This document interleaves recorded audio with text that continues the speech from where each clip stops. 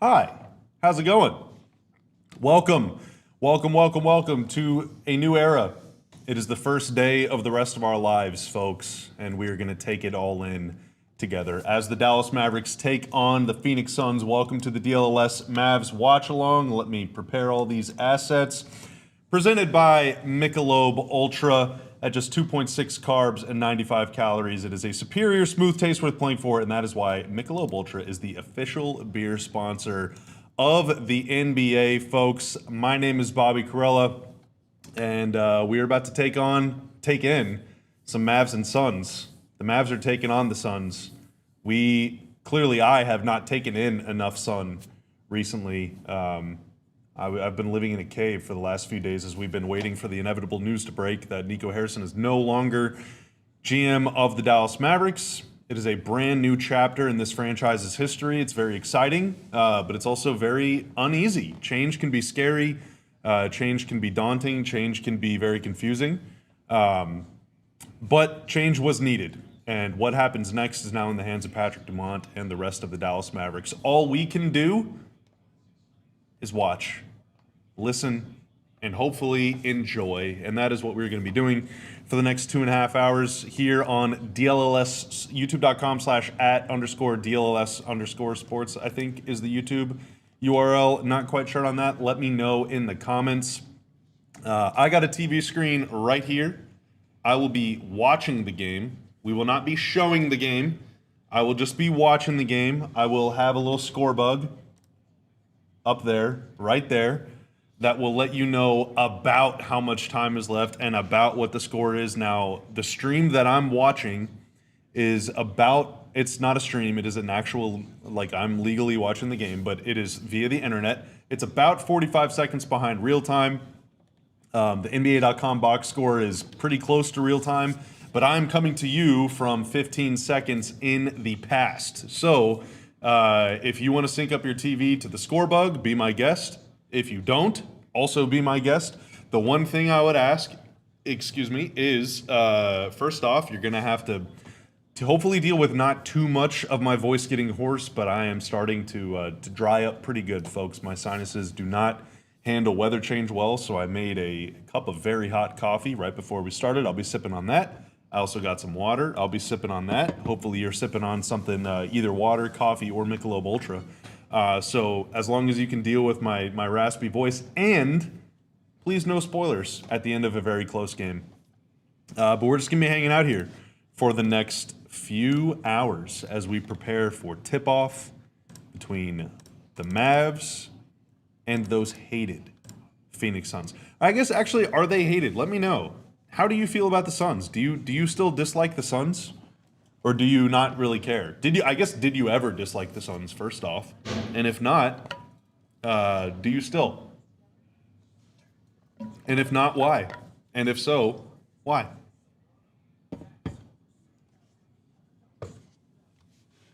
Johnny, we hear. That's right. Hi. Tanner, with the encouragement that all colleagues and coworkers and frankly humans deserve. You're doing great. Keep it up. I'm upstairs if you need me. I really appreciate that, man. Thank you. Am I sailing the high seas? No, I'm doing this the legal way. And I'm also not high. I know that I might look like I've been doing something I'm not supposed to do, but I promise I am as sober as it gets. It's just a tough situation. I never disliked the Suns. Booker is loyal. Okay. And the Suns are loyal to him. That matters. That does matter. I'm going to go lower the volume on this light for a second. Be right back.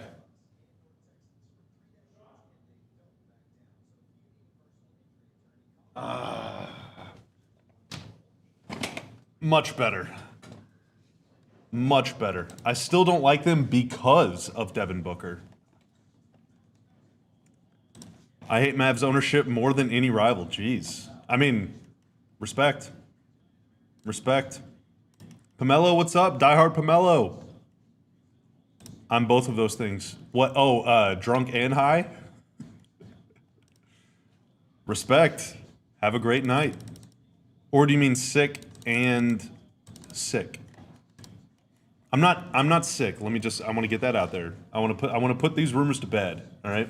What I can confidently say is that in 52 minutes I have a mini best ball draft on Sleeper that I'm going to do whatever.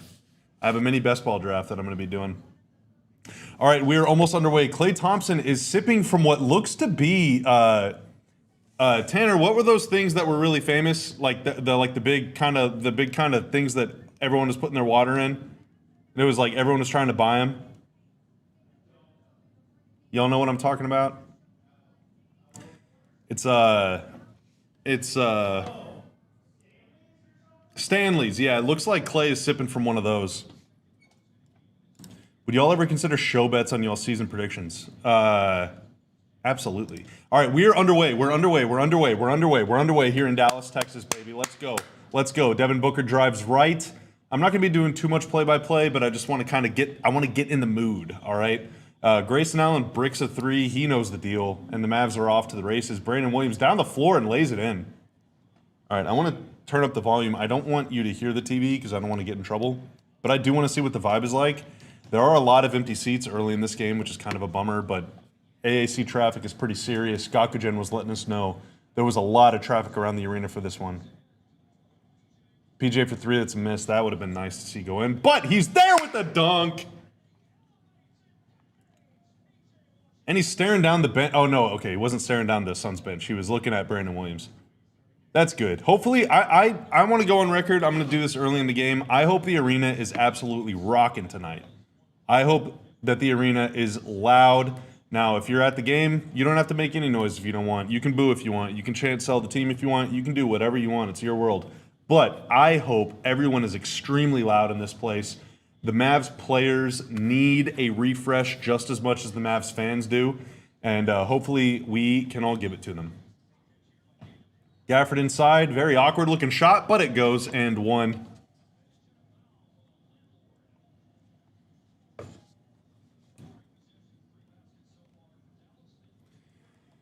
Three straight scores for the Mavs. We got a Brandon Williams layup, we got a PJ Washington dunk, and we got a Daniel Gafford. I don't really know what you would call that.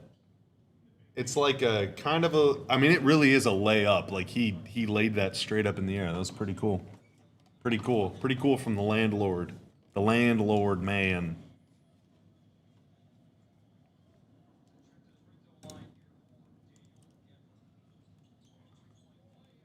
Not a better get-right team for the Mavs than Phoenix. That's right.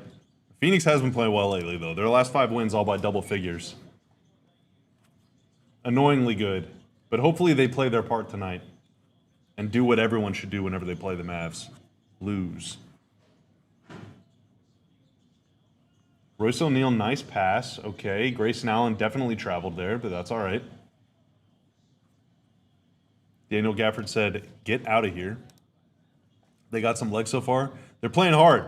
They are playing hard. I'm going to try and get this score bug to update and not be wrong all game long. But, it's already started.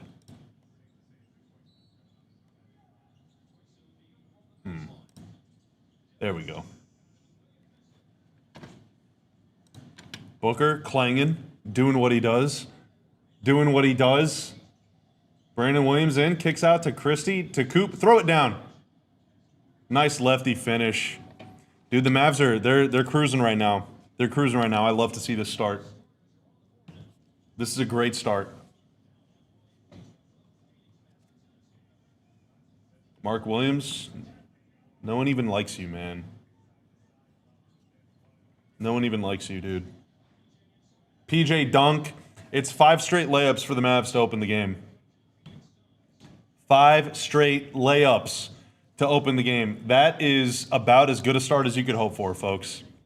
That is about as good a start as you can hope for. And again, that is just like, They just really needed it, man. They really needed it. I'm trying to look up. All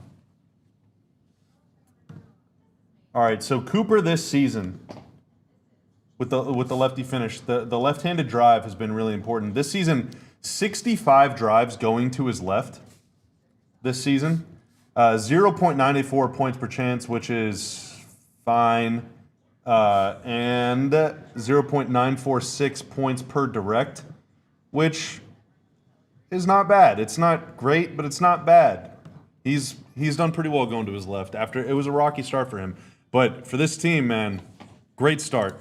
Great start. Great start. Great start. What if the Mavs win 70 straight games? It's possible. Don't rule it out. Don't rule it out.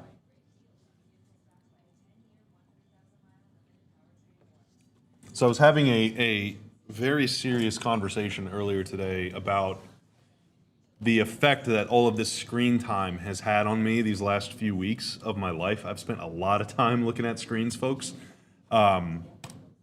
It's affected various aspects of my being. But right now, I wish you could see my setup. I have my monitor right here. I have my own laptop right here. I have the production laptop right here. I got the game right there. I got the camera right there, and I have two blindingly bright lights right there. And I have coffee. I got a Roadcaster over here that's pink, green, blue, orange, purple, red, green, red, green, red, green. It's lit up like a Christmas tree. I am absolutely contented out of my brain right now. All right, I'm being overwhelmed with technology. Do we want the Mavs to win tonight? That's a good question. How do you feel? How do you all feel? Now that, I think there were a lot of people, myself included. I said literally on the last postgame show, I was rooting for the Mavs to lose until they do what they need to do with Nico. I said that verbatim. I still believe the best way forward for the Mavs is getting a very good draft pick and a very good draft. But I want them to win tonight. I do want them to win tonight. We want the Mavs to win for the aura.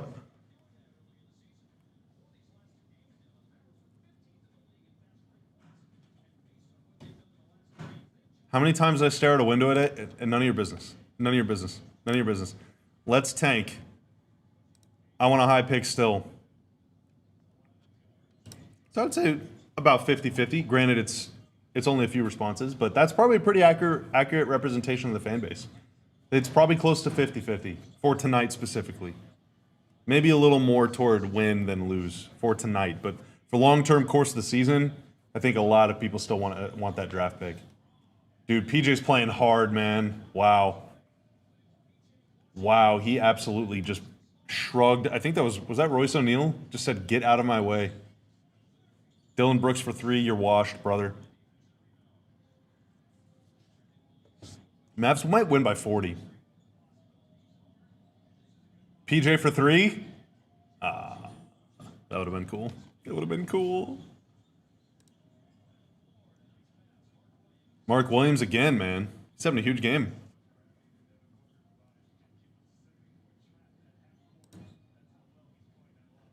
$12-6. PJ wants the ball, man. Coop with the air ball. It's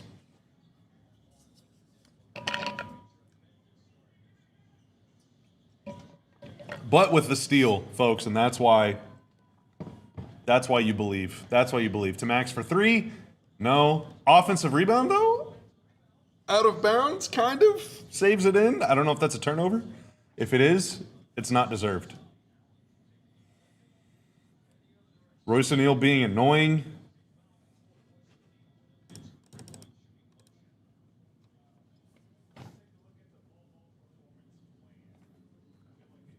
Peter said F that draft pick.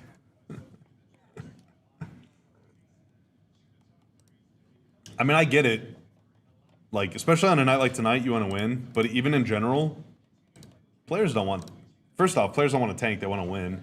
But secondly, players don't care about a draft pick. That draft pick is going to come take your job. Why should I care about that kid? I don't want that kid. Dylan Brooks got lucky and made a three. PJ driving, nice drive and kick, swing over to B-Will for three, and that's a miss. Mavs got to make a jump shot. Musa Cisse there for the lay-in, though. Musa Cisse might be, well, he's not. It's probably still PJ. Or it's Kyrie, let's be honest. And then it might be PJ right after that. And then it might be Musa Cisse, dude. I love that guy. Might be my third favorite Mav right now. Coop, another steal. Got strip going up.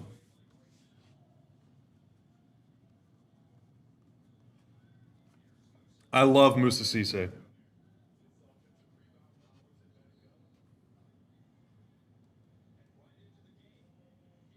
Ooh. Coop is leaving shaking his arm.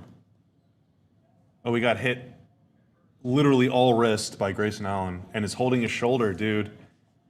Stop hurting your freaking shoulder, man. Oh, he's going to the locker room.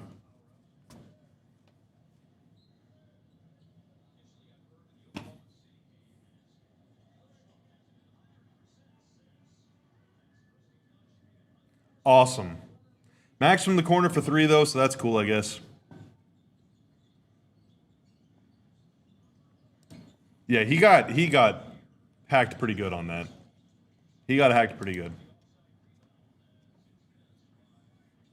That's pretty. I mean, this all goes back to that Thunder game, which was like the fourth game of the season. Ooh, Max almost just sent Mark Williams to the shadow room. It was right the first play of like the fourth game of the season. He gets tangled up. He's kind of jockeying for position with Isaiah Hartenstein or Hartenstein. I don't remember how to pronounce his name. I'm sorry. And he came out of that just kind of doing this with his arm and was in pain and played through it and had a lousy game. And then a bunch of people were in our chat saying that he sucks because he's 18 and injured and had a bad game. And then he was fine for a little while. And then it was in, I think, the Houston game, like in the second or third quarter. A similar thing happened. He bumped it or got whatever, kind of that same sort of action. And he was grabbing it the rest of the game. That was the game he didn't shoot at all in the second half, and everyone was freaked out. Now PJ Washington is leaving the game holding his... So he's holding this. And now he also is going to the locker room. So sweet, guys. Now Coop is coming out of the locker room doing this. Whatever, man. Maybe I don't know. Whatever. But that Thunder game at this point was like 2 weeks ago. So for it to still be bothering him is it's worrying, man. It's worrying. It's not so much that I think it would like. I mean, who knows? Maybe it keeps him out of time or whatever. But like, the fact that he is still doing, like, he's still uncomfortable with that shoulder thing, and like every time he gets hit on that arm, he's leaving the game or grabbing it. Like, come on, man. Like, that is not good. That actually stinks really bad. Stinky. Need that shoulder to be feeling good. Musa? Oh, okay. He was battling for it.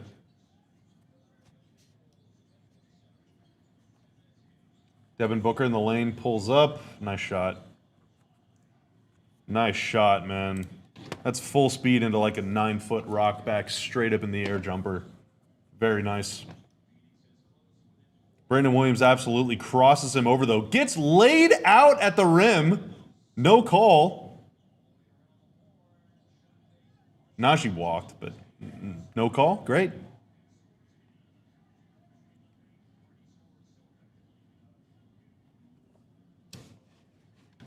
Book really is smooth. He's a great player. He's a great player.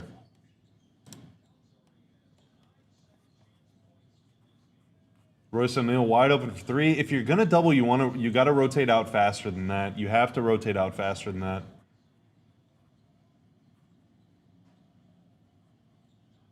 Coop is on the bench, but he is still holding his shoulder, and he is not coming back to check back into the game.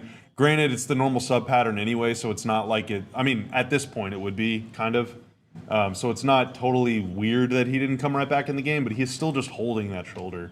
No ice, it doesn't look like, or a wrap or anything. but he's holding on to it. Nick Richards comes in, gets a dunk. It is 22-16. I don't know. This thing isn't updating. Let me see if I need to refresh the page. It's a gamble every time I do this. Najee for 3. All right.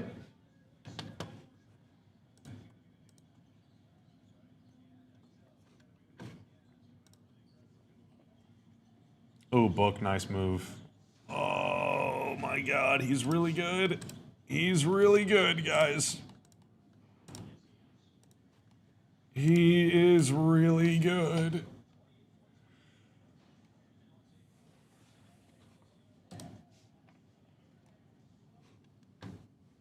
Well, thank you for saying that, Patrick. I appreciate it.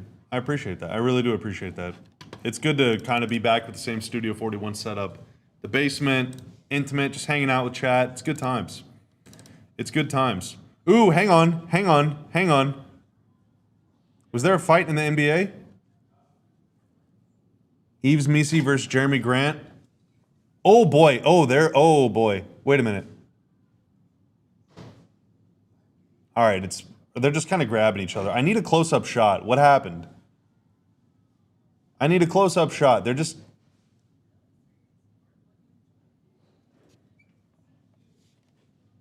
It kind of looked like they were at each other in each other's face, but nothing else happened. They just kind of like went into the crowd, and then I guess they like laid down their sword.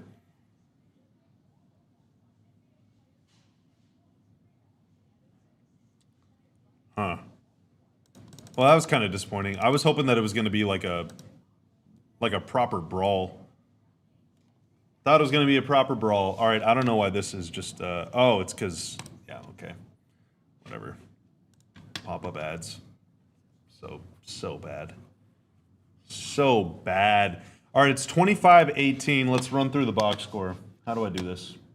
I do it by doing that. Whoops. Now I hit refresh. And now you guys all get to see how zoomed out this is.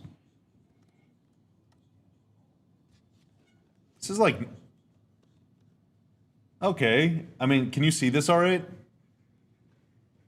I don't know if showing this is even beneficial at all, but basically it's just all good stuff. It's just all good stuff for the Mavs. Everything is good right now.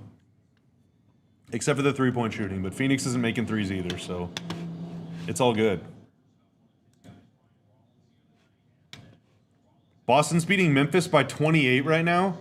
Dude, Boston, I don't want to speak out of turn here, but like they haven't won a game like in months.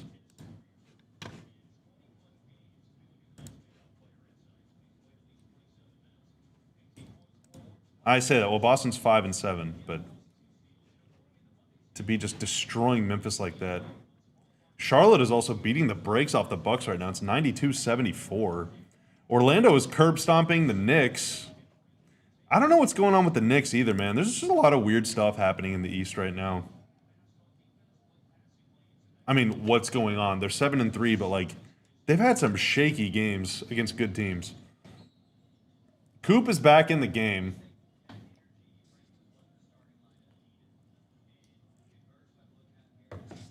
Which is nice. We definitely want Coop to play.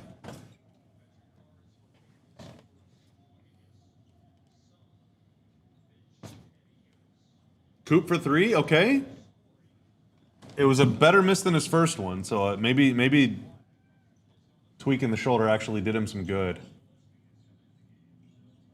Book pull-up 3, that's a nasty clank. That did not look good coming off his hand. Fire J-Kid for those pregame comments, by the way. I disagree with you there. I disagree. I don't really have any problem with... I mean, I definitely don't have a problem with fans making their voices heard, right? Like that, I've said that from the outset. Like the night of the trade and the day after the trade, certainly too. But you know, clearly, like the fan sentiment was like the number one factor in this whole situation playing out the way it did, in my opinion. I think number 2 was the team start. Number 3 was, or the business side. Number 3 was the team start. And then number 4 was anything else. But I think above all, fan sentiment was the number one reason, and the you know, the outcry in the building, on the internet, in the streets, literally in the streets. And the Mavs listened, and they made the right decision. But I have no problem at all with the players and coach and people on the team like kind of feeling weird about it. Like they're not the ones making the trade. Now, obviously, like, you know, whether they agree with the trade or not, whatever, that's up to them. D'Lo for 3? Question mark? No. Okay. And then now it's like a 3-on-1 the other way. Great. Oh, Grayson Allen is almost a little too casual. Is that even Grayson Allen or is that some other guy? I can't tell. That was Grayson Allen, right? I think Grayson Allen wears the. No, that was Colin Gillespie or Gillespie. Not sure. Let me know if it's Gillespie or Gillespie in the chat. But I think you know, like if I was a player on the home team and the home team fans were like, you know, whatever, booing and saying fire the GM and stuff, I'd be like, man, this kind of sucks. Like I'd rather them root for us. So I totally feel empathetic toward that. Like they're not saying like our fans are bad people or they should be ashamed or they suck or anything. They're just saying like, look, man, like we felt a little disrespected by it. We're out there trying to fight. We're out there trying to play. You know, and Gaff said it was defeating. I absolutely agree with that. It is a defeating atmosphere. If you feel like the fans aren't supporting you, you know, it's defeating. And Coop, what a block! He got up for that. Jeez, it was a great play. But he, you know, every team in the NBA gets 41 road games. Every team gets 41 home games, unless you're playing an international game. And so, you know, you want those home games to count. You got to win that. You got to win at home, and it's harder to win at home if it feels like the crowd's not behind you. So I totally get that. But also, the fans are right.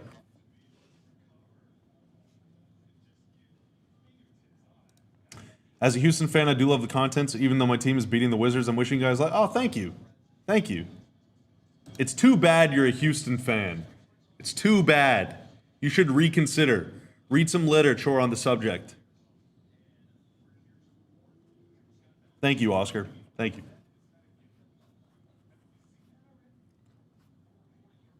Nice block by Coop, man. So far in this game, Coop 1 for 5 from the floor, which is kind of yikes, but 3 rebounds, 3 assists, 2 steals, and a block.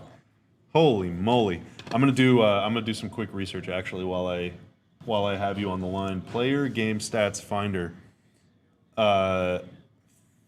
3 total rebounds, 3 assists, 3 steals, 2 blocks, 1 age to 18 years old, and 364. All of the teams in NBA history that have done what Coop has done. Oh, this is pretty cool. All right. So in the first quarter of this game, Coop, 3 boards, 3 assists, 2 steals, and a block. Here's every 18-year-old that has ever done that in a game, let alone like a quarter, the way that he did. Kobe, Dwight Howard, LeBron, Tracy McGrady, Bill Willoughby, and Cooper Flagg has done it now twice. Let's see, find players with the most games in combined season, blah, blah, blah, blah, blah. Every teenager that has ever done that, period, 65 of them have done that. So it's actually a little less impressive. But to do it at 18 is to do it at 18, though. That's huge. That's huge. All right, it's 28-27. Phoenix has gone on a run since D'Lo and Clay came in the game. You don't like to see that. You do not like to see that at all, actually. I'm going to go ahead and say that out loud. You do not want that to be the case. Colin, whatever his last name is, puts the Suns in front with 4 seconds to go in the first quarter. Clay is going to try it. All right. And a great start from the Mavs, and yet they still trail 30-28 at the end of the first quarter. That sucks, actually. That sucks. It was a good start, but okay, let's do this. Let's do this. Caleb Martin minus 11 in 6 minutes. Najee Marshall minus 7 in 7 minutes. D'Lo and Clay both played 4 minutes in the first quarter, went minus 9. Pretty much an all bench lineup from J-Kid. It was D'Lo, Clay, Najee, Caleb Martin, and Coop to end the quarter. So very small lineup. You know, Musa got some minutes in there as well, but Gaff played the first 4 minutes, then Musa played 3.5, and then for the rest of the quarter they go super small, and it did not work out well at all.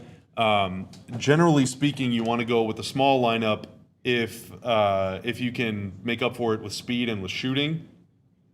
In theory, D'Lo, Clay, Coop is a decent amount of shooting, but Najee and Caleb kind of like counteract that, and then also Clay and D'Lo are both off to pretty poor starts from the field this season, so you're really not shooting it very well.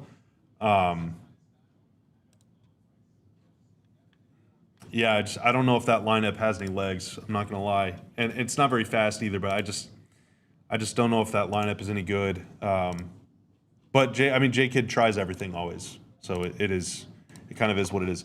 So far this season, I'm looking up the D'Lo Clay duo right now because I feel like I'm not gonna like what I find. But I just want to know before my suspicion is that this is not going to be good, but I do not know this to be true, which is why it's always good to have a hypothesis and it's always good to actually do your research. Clay and D'Lo this season are minus in 10 games together where they have both been on the floor. They are minus 13 in, let's do totals. And we're thinking, folks. We're thinking. The Mavs are minus 13 in 49 minutes that they played together, the Mavs in those minutes. This does not include tonight. The Mavs are 38.8% from the floor. I'm going to try my best to make this legible. I don't know how this, like, scales up, though. Yeah, it doesn't really, but 38.8% from the floor, 25.6% from three. That's not good. It's not as bad as I thought it was, but it's still not good. All right, let me fix this score bug. And we are going to do that by doing that. All right, we're underway here in the second quarter. We're having fun here. Been watching you since your Twitch days with Cat. Oh, Butter Nation! Butter Nation! What's the next course of action for the Mavs? Are you trading AD and the older guys? Reports are, our Mark Stein reported today, we'll get into that more in the postgame show whenever he joins us. I have a feeling we're probably going to talk to Mark for a while tonight. Mark said that ownership and Rich Paul, who's AD's agent, are going to get together and figure it out basically over the next couple months. Is a trade the best course of action for AD and for the Mavs, frankly, or should we try and stick it out here, whether it's till the off season or into next season and beyond? Frankly, if it were me, if I was GM, I'd be looking around.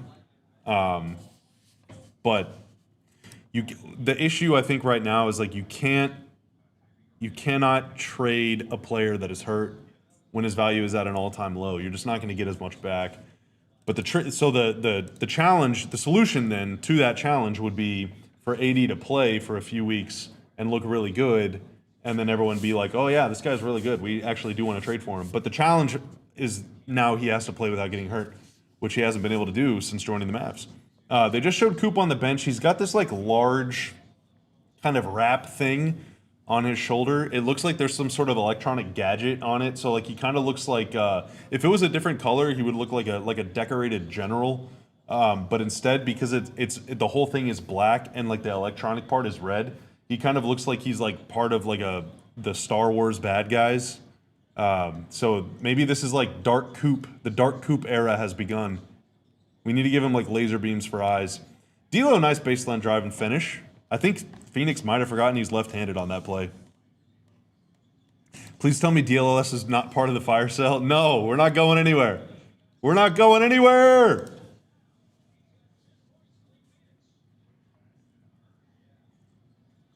Who is that guy that just made that shot? Because I'm about to have to get mad at him. Jordan Goodwin. Oh, dude. Okay, Jordan Goodwin. That's a St. Louis University legend. One of my oh, Jordan Goodwin again. Oh my God. One of my favorite people I've ever met in basketball, Johnny Opping, went to St. Louis University. You should find him on the socials and subscribe to his newsletter, by the way. But he is a big Jordan Goodwin fan, and there have been times, including this summer, where I've been in agreement. Mavs should go get Jordan Goodwin, but it wasn't to be. It was not to be. And so now it's 36-32. Jordan Goodwin has come in off the bench 5 for 5 for 13 points. He's knocked down 3 threes in less than 6 minutes, and Phoenix is now up 4. The Mavs led by as many as 10 in the first quarter. They led 28-18, and it's now 36-32. So what is that? 18-4 run.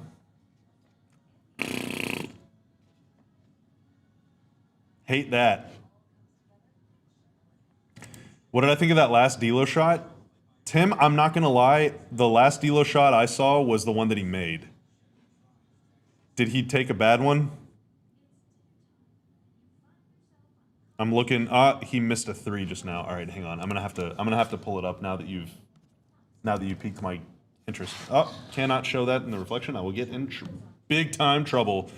All right, hang on. Don't threaten me with a good time. I will not stop, and I will not miss a chance to slander D'Lo. Unfortunately, I'm a hater. Proudly.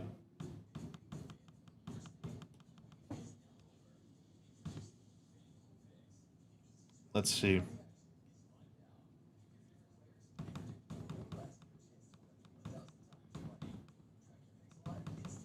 All right, this is insane. Come on.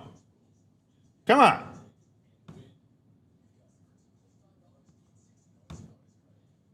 All right, here we go. Oh, yeah, that's just a terrible shot. Sorry, I wish I had something funny to say about that, but that's just a bad shot.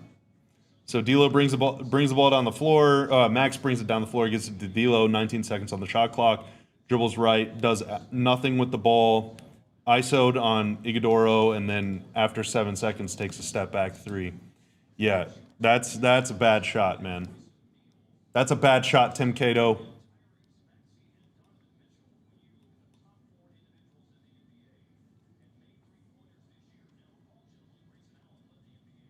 It's a bad shot. But that's the thing, like, the bench lineup that's out there right now, you got D'Lo, Clay, Gaff, Christie, Coop. Like, on paper, that's a good lineup. You have Christie and Clay are probably your 2 best catch-and-shoot guys. D'Lo is probably your third best catch-and-shoot guy, and also probably your best off-the-dribble shooter. Coop is one of your better shooters in theory, and Gaff is big and can kind of use all of that spacing for these guys create to operate underneath, but in practice, it just hasn't worked. Max for 3 to silence the doubters? And he missed. And then defensively, D'Lo, Clay, Max is like, okay, it's okay. With Gaff, it's fine, I guess. It's not a lot of foot speed. Defending in space is going to be tough, but Coop backing him down, right-handed. Okay, that's a shot I have not seen him take before. He missed it, but it was kind of like a little fadeaway, almost a baby hook kind of thing. If I had to guess, by next season or the season after, that will be an easy turnaround, technically sound, just quick little fadeaway with 2 hands. Or a more confident step-through baby hook as opposed to like, I don't know what to do. Like, we're seeing everything he's doing right now. It's like, it's a little raw. It's a little unrefined. And there's nothing wrong with that. Like, the game-tying shot against New Orleans, where he comes off, Max sets the pin down, Gafford sets him that screen to go downhill. Going to his left, he goes 1-2 from the free throw line and goes to pull up, but it just didn't look robotic. It looked like he was like, what am I going to do? I guess I'm going to pull up. you get to the point where you practice this stuff so much. God, Clay, please. You practice it so much, it just begins to look automatic. All right, the Mavs are starting to lose the thread of this game. Starting to get a little freaked out by what I'm seeing right now. Pass, 3. Miss, got to get the rebound. They don't. Another 3. Got to get the rebound. They don't. Another missed shot. Kind of this bullet dodge there. Oh, boy. Oh, boy. It's 39-32. Clay with the kind of a fadeaway that used to be automatic for him. It just isn't anymore, man. He doesn't get enough lift. Goodwin absolutely just smacked off the backboard by Max Christie. Max is quietly a pretty good chase down block guy.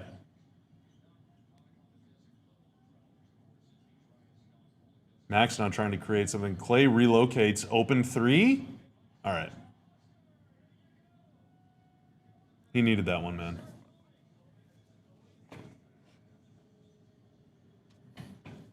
He needed that one.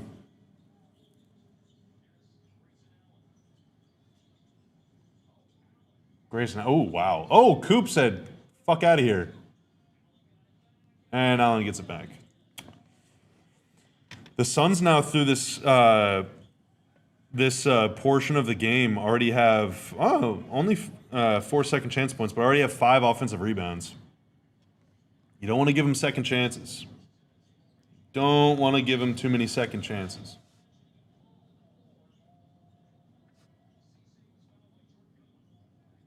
Has Caleb Martin done anything since he came to Dallas? Unfortunately, he has done stuff since coming to Dallas. Most of it is very bad. He has not been very good for the Mavs at all, which is a big bummer because they really need, like, well, I actually should be a little more careful there. He's played pretty good defense, but the problem is they can't afford to, like, the rest of their shooting and the rest of their offense is kind of mid enough to where they can't really afford to play him because he's been such a zero on offense. Since joining the Mavs, so he was last year after joining the Mavs in 14 games, he was 25% from 3. This year, through 10 games, 16.7% from 3. Granted, it's only on 22 attempts total. So as a Mav, he's 5 of 22 from 3, but he's passing up so many open looks because he has no confidence in that shot by the looks of it. Like, you can't play guys that are going to pass up that many open looks.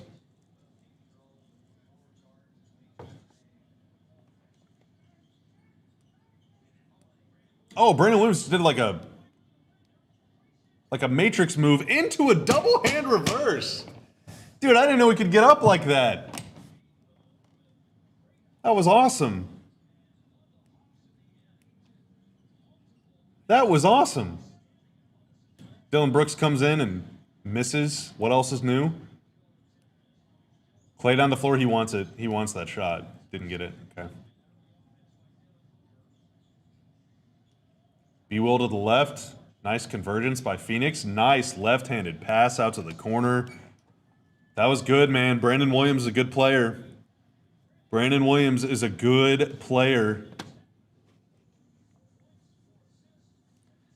Brandon Williams so far in this game in 10 minutes has 4 points, 4 assists, 2 steals, plus 13, D'Lo minus 14.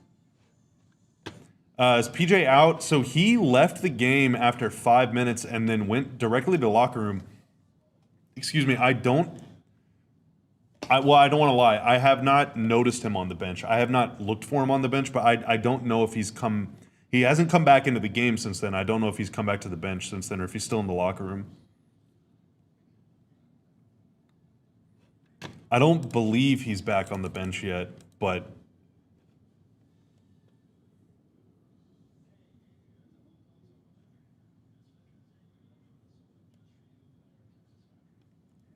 I'm checking the tweeter and I don't see anything.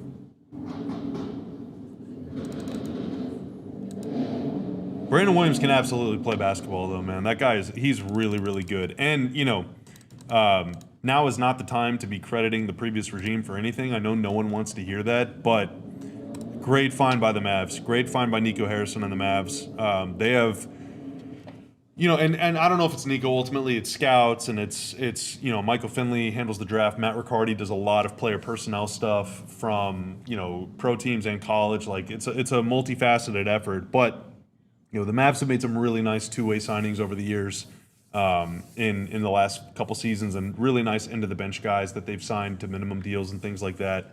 And Brandon Williams is like near or at the very top of that list. He has just been so good. So good. Detroit is beating Chicago right now? No way. Oh my God. B-ball Paul 26, 12, and 6. Paul Reed, by the way, plays chess. The Pistons, 9-2 Pistons, resting like their entire team. Yikes. If the Bulls get desperate now, the Bulls start at what, 5-1 or 5-0? I think, were they 5-0 or 5-1? I don't remember. They're going to lose. They're about to fall to 6-5. Yikes. Pressure cranking up on them. Is it time? Is it time to call the Mavs? Is it time to get desperate?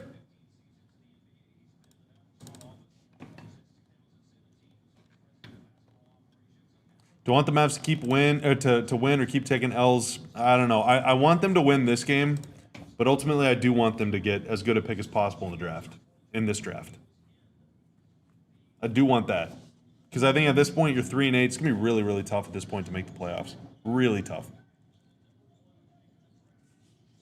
Grayson Allen traveled whenever he got that, but they never called that. He took about 7 steps.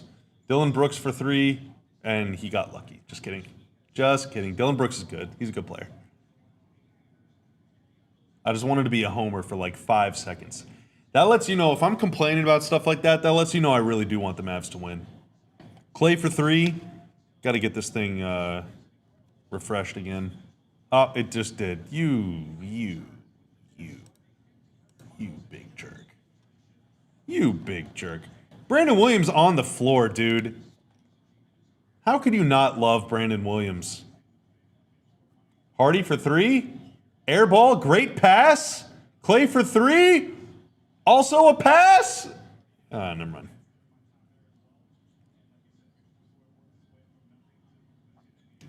Booker and Dwight, really good job moving his feet. That was really good defense by Dwight Powell. Erica, what's up? Erica, how do you feel about the game? This is DLLS Wings' own Erica Day. PHNX contributor, mostly a Mercury fan, also Arizona, not Arizona State, Arizona, the University of sports fan. Do you want the Suns to win, Erica, or do you want the Mavs to win? Max Christie with an they actually cut off the footage. I didn't see. I'm assuming that shot probably went in by Max. Any chance Bob Myers or Masai is the next GM? That's a really good question. I would love for them to at least have a conversation with Masai, for sure. I don't think Bob Myers is going to factor into the equation, frankly. But I would love for them to talk to Masai. I think Masai, you know, the last couple years in Toronto got pretty weird, but the way that he built that team for over the course of many years was very impressive. And he has... You know, most notably, when it was time to trade guys, he was able to get back a lot for them. He got back a lot for Melo. He got back a lot for Pascal Siakam. And so if the Mavs are going to move on from AD, then I would absolutely trust him to find a really good deal for Dallas. But it's about more than that. It's also about building for the future and everything too, and, you know, building team around Coop. That part, I'm not so sure. Actually, I'm not so sure. Masai really prioritizes wings and defense, length, size, more so than shooting. Maybe not as to an extreme degree, but I do think he views basketball as a little more regressively than I do, or I view it more progressively than he does, I guess. But I do think that he's very experienced and very good at his job for sure. Naj? No. Hit the like button. That's right. That's right. Hit the like button. Hit the like button. Let's get to whatever, 100 likes. Let's get to 1,000 likes. I gotta fix the score bug. My bad. I'm working on that right now. Basically, I don't really know how to explain this. We're like capturing a portion of the screen, which is easier said than done.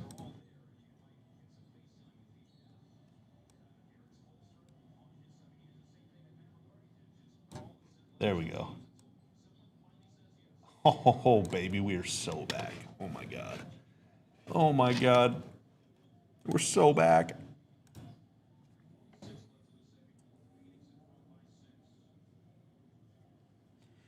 It's 49-43. The second quarter's been kind of a stinker, I'm not going to lie. The first quarter, there was some shot making and, you know, there was some up and down, back and forth, high-powered action. The second quarter's been kind of a snooze fest. It's been kind of a snooze fest. Both teams going pretty deep into the bench. So far, through almost 9 second quarter minutes, there have been a combined 6 points in the paint and a combined 2 fast break points. This has turned into a full-fledged just brawl in the mud. A lot of jumpers, a lot of gross turnovers. Not a lot of rhythm to this game right now. It feels very junky. Feels very, very junky.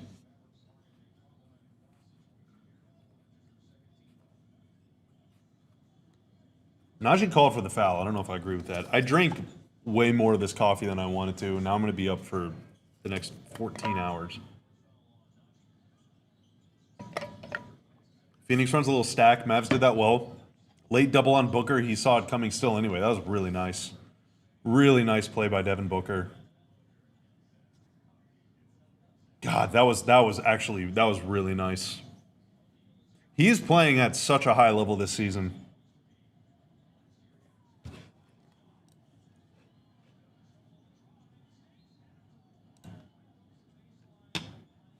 All right. I gotta fix this again now. Hang on. How far away are we? Oh, we're pretty far away. There we go. You.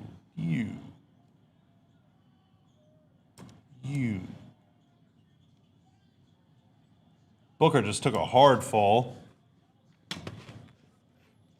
No one mourns the wicked. Just kidding. Just kidding. Devin Booker has my respect. Oh, Hardy almost stripped him from behind. That would have been a nice play. It is 54-45, though. This game is... it's getting a little uncomfortable, man. It is getting a little uncomfortable.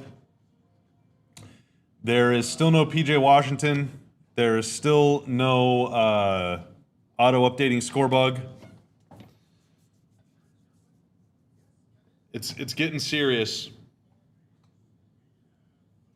It's getting serious. There we go. It updated. Thank you, basednba.com.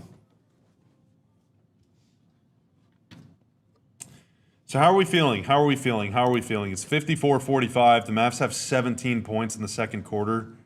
Right now, they are sporting a ghastly 95.6 offensive rating.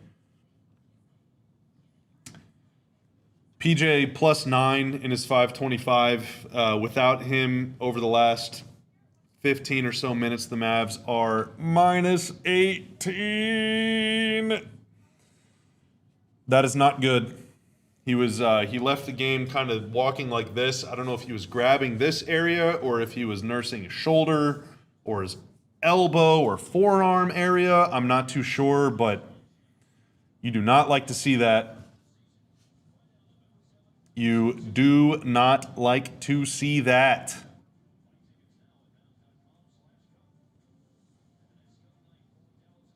They're showing an ad for the NBA Cup. How are we feeling about the NBA Cup, folks? You think the Mavs are going to win the NBA Cup?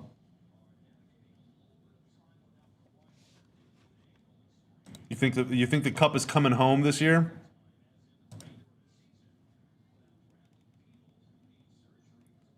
I don't know if the Mavs are going to win the Cup. I'm not going to lie. I think they got pretty close last year. I don't know if they're going to be able to do it this year, though. Coop goes left. Up left, soft. Nice finish. Nice finish.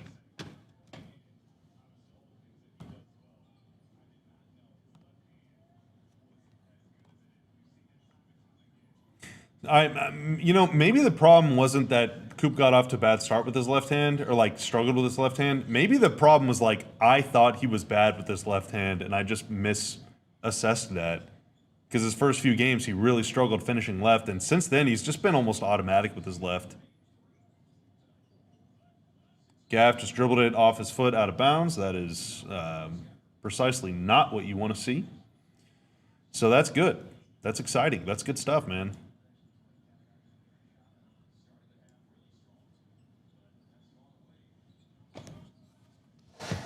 Oh boy, that would have been terrible. It's really tough to move things around here.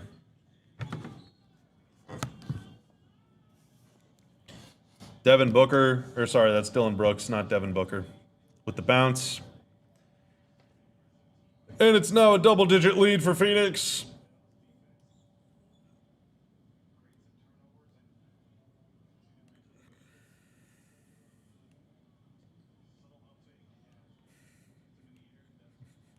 I think the NBA Cup is being won, but not by Dallas. I think you're right. I think you're right, unfortunately.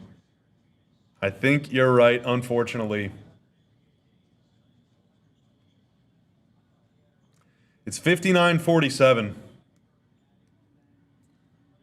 And it's just, man, the Mavs offense is doing the thing where it's like, where are they going to get points from? Gaff just missed a dunk. That's not good. Royce O'Neal wide open three. Missed it. That is good. Okay. Hope emerges.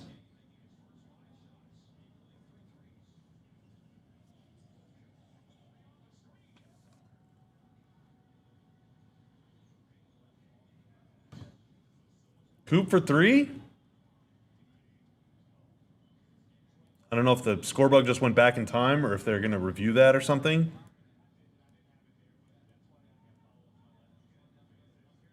59-50 final minute. Booker 1v1 against Coop, all right.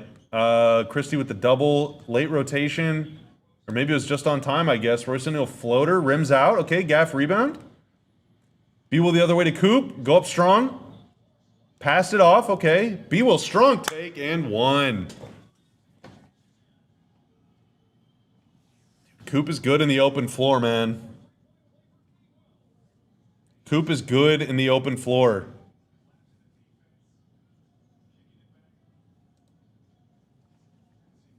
It is fun rooting for Coop, man. It is fun rooting for Cooper Flag.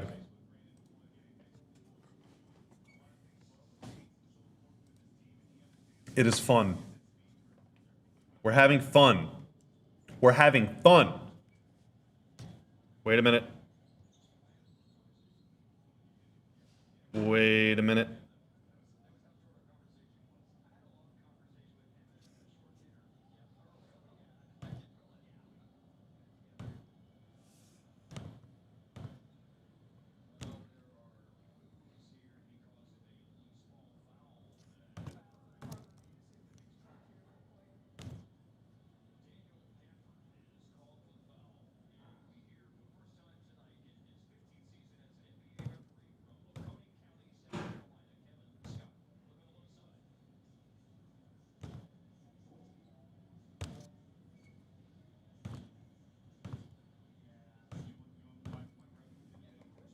All right, I don't know what they're doing, but it's some sort of big replay. Dylan Brooks got raked across the face a little bit. Okay, all right, all right.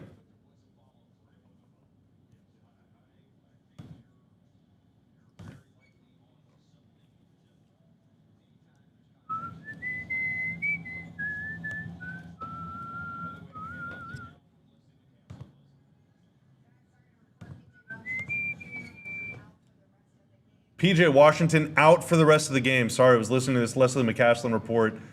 PJ Washington out for the rest of the game.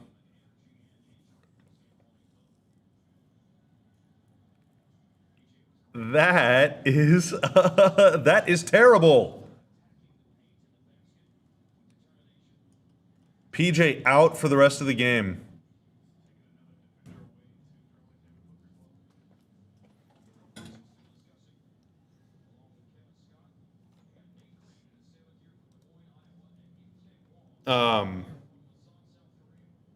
I couldn't hear all of what Leslie was saying though.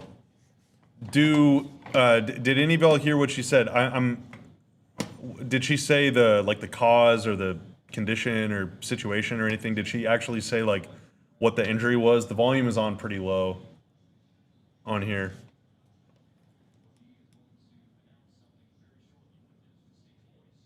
If any of you heard it.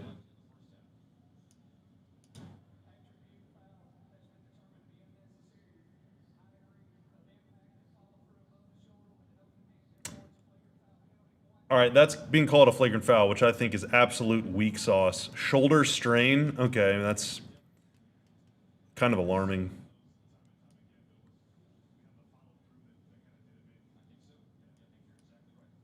I don't even know what a shoulder strain is. I'm not gonna lie to you, like, because I thought your shoulder was just like a collection of things. I guess that's what a knee is too. It's just a joint, so it's like the joint is strained.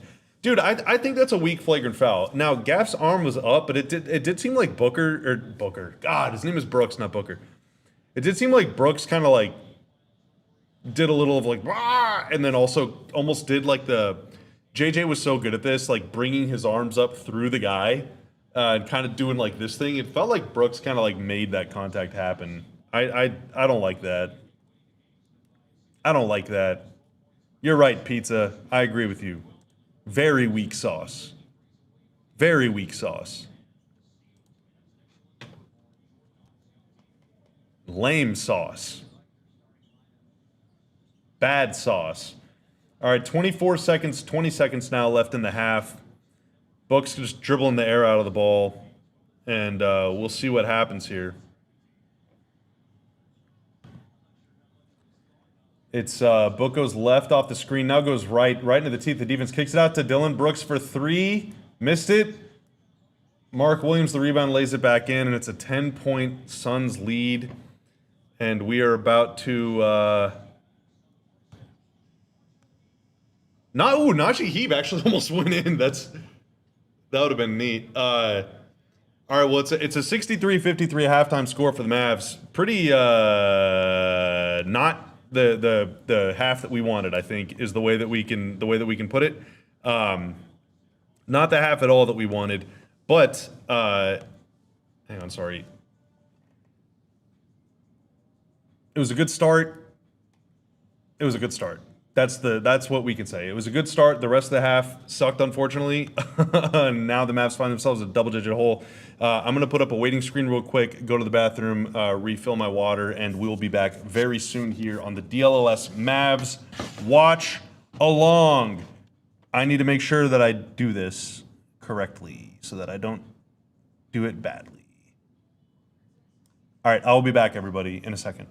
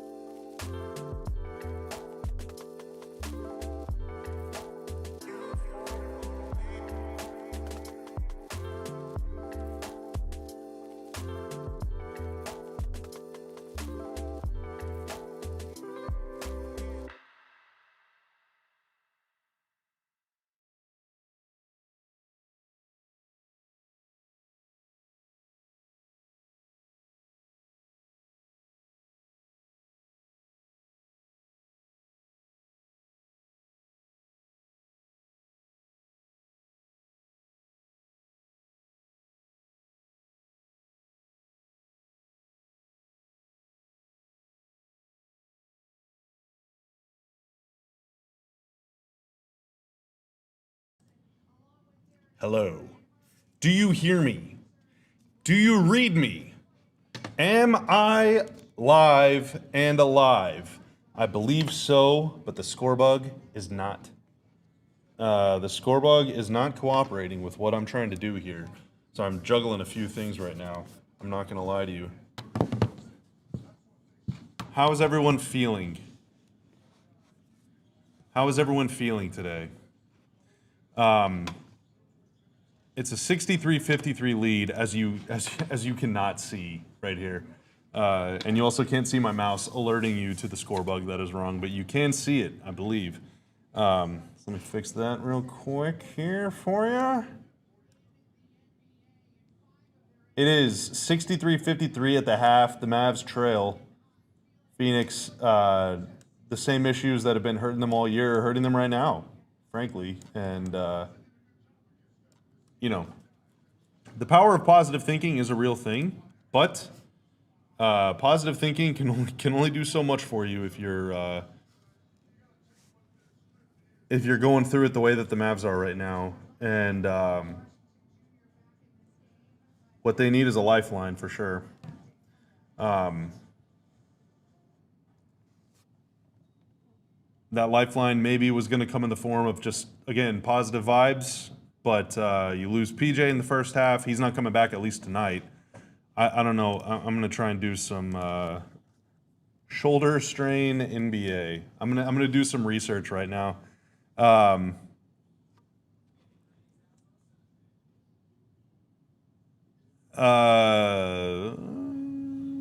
there's shoulder surgery. I don't know. Actually, it's hard for me to tell.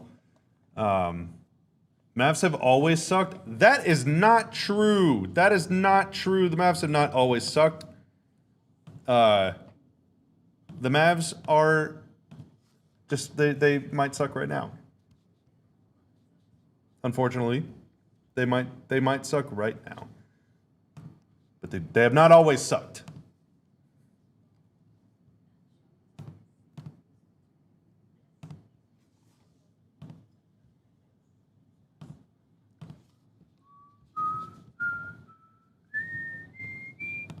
Bum bum bum bum bum bum bum bum.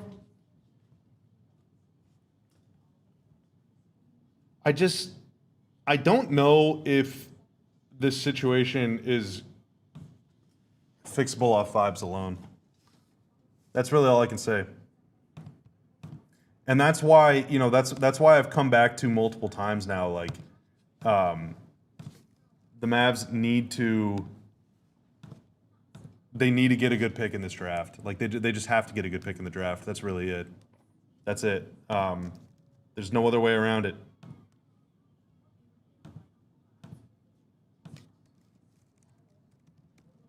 I like the green jerseys. Me too. The green jerseys do look good.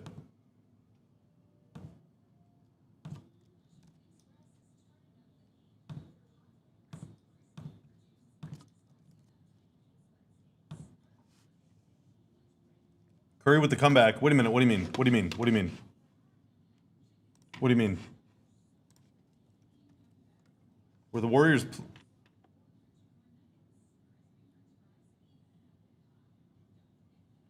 Oh my God, Steph's got 33 midway through the third? Dude, what? Curry had an awful game last night too, man. They were in big time trouble last night. I mean, OKC is really good, but like, holy moly. I mean, they got worked last night. Absolutely worked.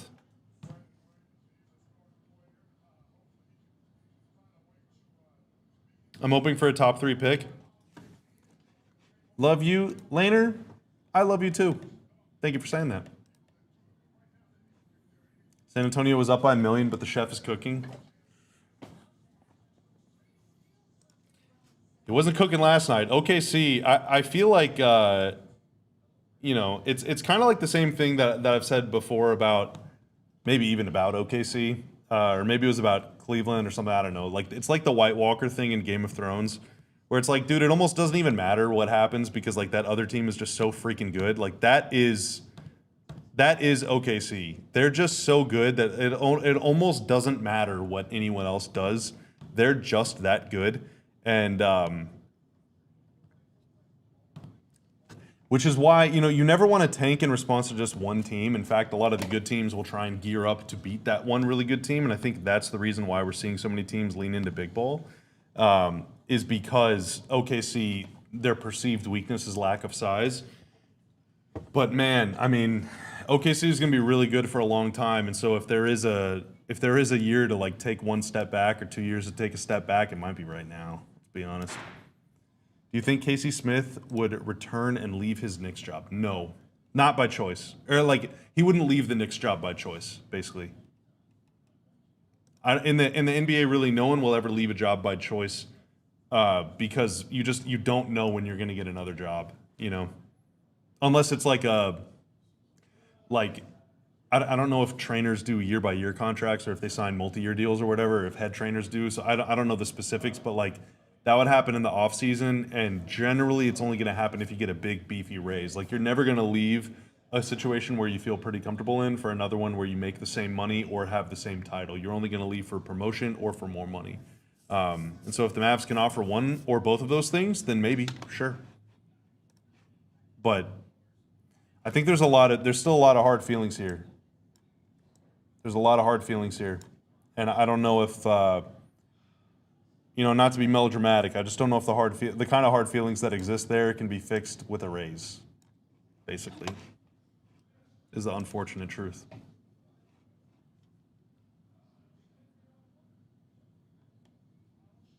Can the NBA fine Nico for blowing up the team? No. It would be funny if they did. It would be funny if they did, but no, they can't. They can't.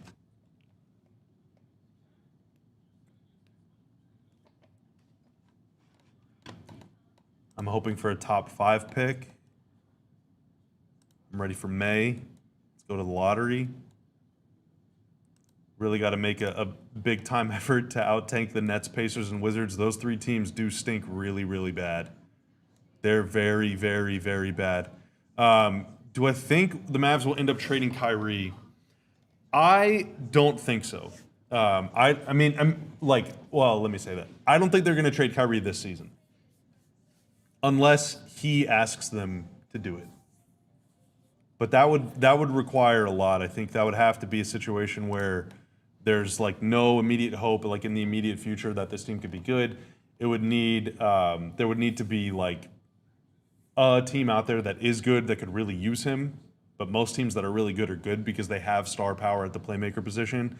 Like, for example, Indy could really use him, but Indy also is bad, and Indy has Tyrese Halliburton, so they wouldn't want to trade for Kyrie. There aren't many or really any teams that are good, legit good, that would have the assets needed to get Kyrie to make it a good deal for Dallas, and that also would have enough left after trading for Kyrie to be good once they get him. So I think it would be tough to do mid-season.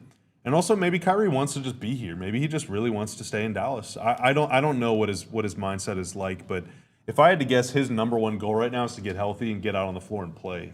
So I think that's what I would prioritize and focus on if I was the Mavs, not trading him. And frankly, even if you did want to trade him, you would have to wait until he gets back on the floor anyway. What you don't want to do is trade a guy, just like with AD, what you don't want to do is trade a guy whenever he's hurt, whenever he's out, whenever his value is at its lowest.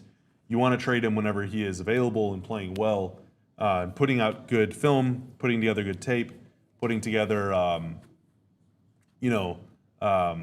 a string of good games that would make a team think like, this guy is the difference between us, hosting game one and being a playing team, or of, being pretty good or winning the championship.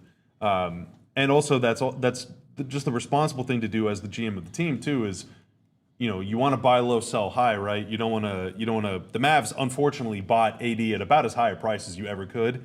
What you don't want to do is then turn around and sell low. Ideally, you want to get back more than what you gave up for him. That's never going to happen, unfortunately, but you still could get back a lot, I think.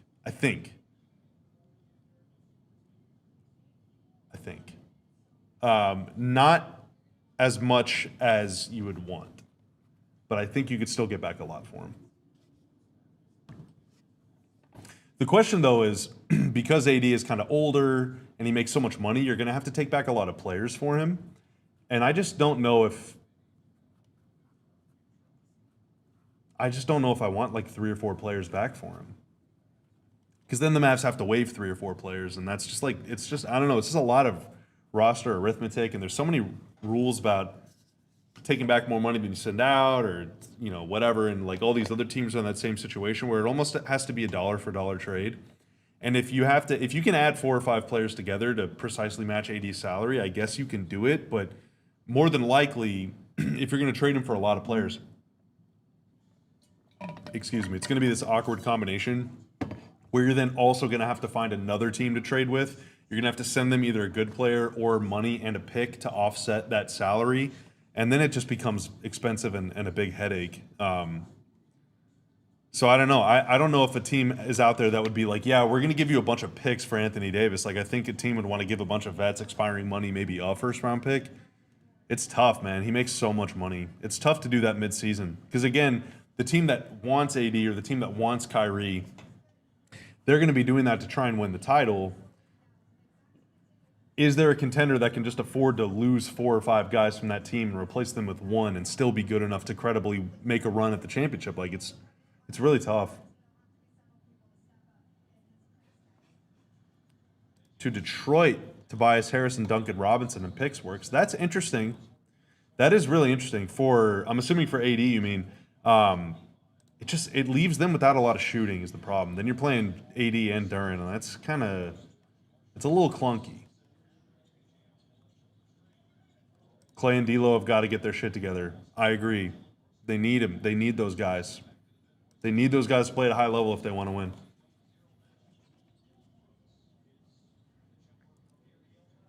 I hear Dylan Brooks just made a jumper. That's pretty annoying. I don't think anyone wants that to happen. Dylan Brooks.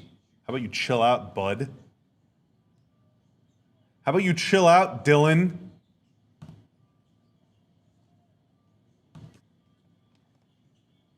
It's 65-53. We're back underway here in Dallas. We got Najee starting the half for PJ. PJ, of course, out for the rest of the game with a shoulder strain. Ooh, Gaff, get up for that one. Let's go. Let's go.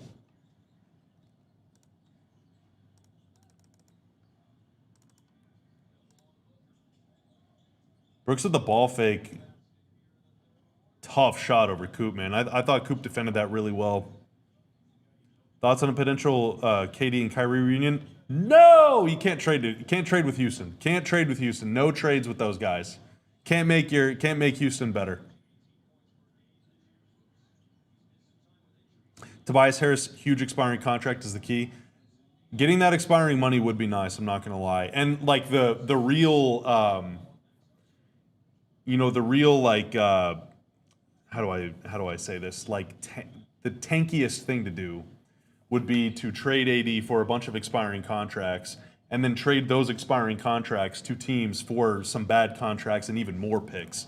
So it's like you turn AD into Tobias Harris and Duncan Robinson and picks from Detroit, and then you turn around and trade Duncan Robinson for more stuff. You turn around and you trade Tobias for more stuff. So then that AD trade expands and expands and expands.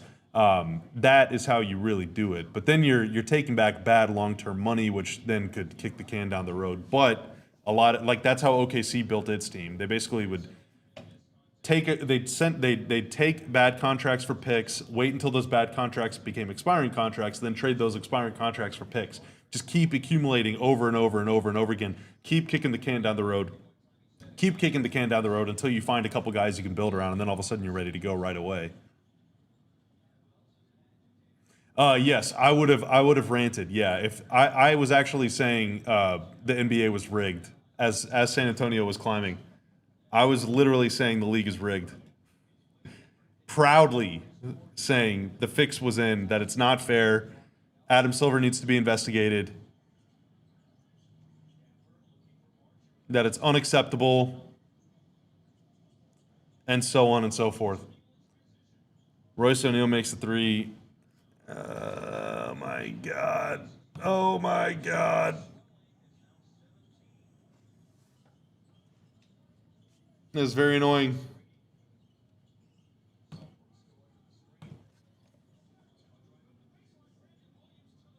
B-Will has some shame though. This score bug, I'm gonna send a letter to the NBA about this. Dylan Brooks for 3, and it's now an 18-point game, folks.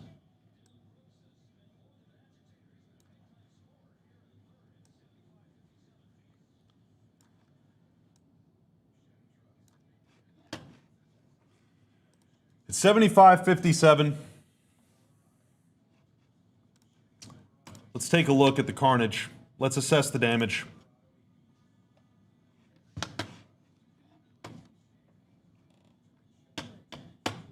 Najee Marshall, minus 24, woof.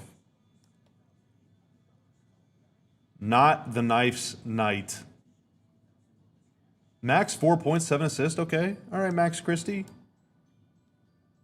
Coop, 7, 5, 4, 2, 2. The 3 for 9 from the floor, grabbing his shoulder. Meanwhile, for the bad guys, Dylan Brooks, 18 points. He started off ice cold and has just gotten hotter than the sun. That's a free punt. Devin Booker, 16 points, 4 assists. Royce O'Neal made some shots. Jordan Goodwin had that big flurry in the late first, early second quarter. Got absolutely red hot too. And it is it's getting out of hand now. I mean, it's 75-57. Look, it's what is it? How late? It's only 2 minutes into the second quarter.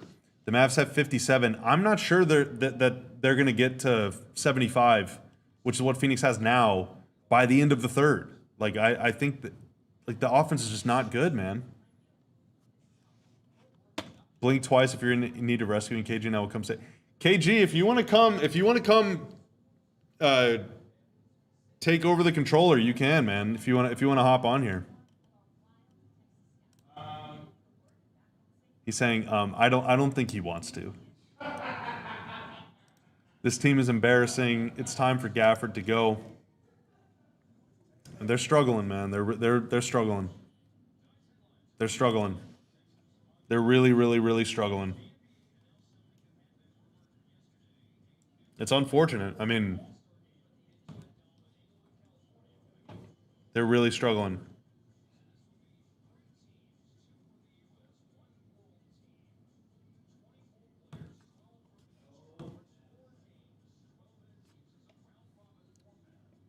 How often do I watch the Lakers? I'm going to be honest, never. I mean, I did watch, one of their national games I watched, but I just can't watch the Lakers, dude. I just can't do it. I can't do it.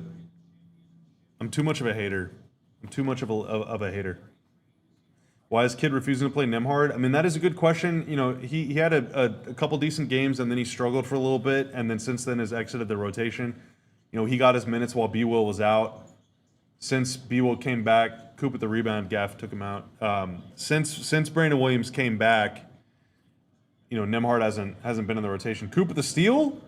Do not foul him, Devin Booker. Oh, he just lost the ball going up. Gafford there to clean up the mess, but that's gonna look bad in the low light later. Some Mavs hater account is gonna make a Coop low light video, and I'm gonna be honest. Coop has had some pretty ugly blunders this season. He really has, and you will see that one in the video. Just don't get mad, because just know that person has hate in their heart, and you don't.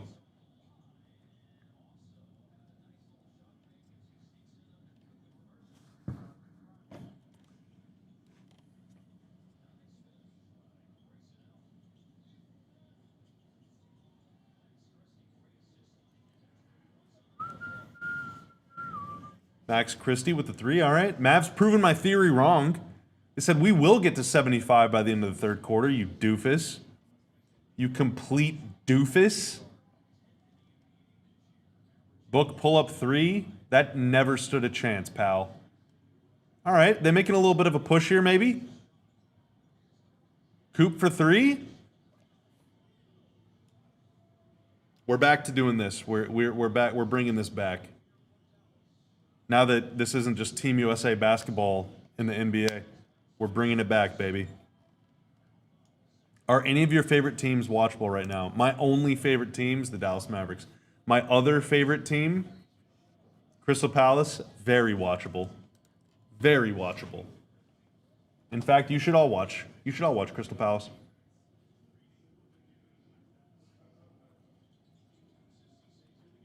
Doubling Book in the post to leave Grayson Allen wide open is a choice. From one pass away, just like Kevin Gray's #1 basketball pet peeve is fouling a three-point shooter, my #1 basketball pet peeve, doubling in the post from one pass away. It is 2025, man. That belongs in the 90s. That belongs in the 90s. Oh, whoops. Am I a Cowboys fan? No, I'm not a Cowboys fan. I'm not a Cowboys hater. I'm just not a Cowboys fan. I mean, I prefer them to win. It's good for the business. But no, I'm not a Cowboys fan. My favorite former Mav, of course, Dirk Nowitzki. Of course, Dirk Nowitzki. Tough turnover there from B-Will. It's kind of a weird pass, weird decision. Grayson Allen tried to kick Moussa Cisse in the nuts. I don't know if he succeeded, but he led with his foot going right into his groin. And Grayson Allen does not deserve the benefit of my doubt. Let's see. Oh, led with the knee, not with the foot. I take that back. He only led with the knee to his nuts. OKC is so good, it's actually embarrassing. Who is AJ Mitchell? AJ Mitchell's good, man. That's who he is. He's a really good player.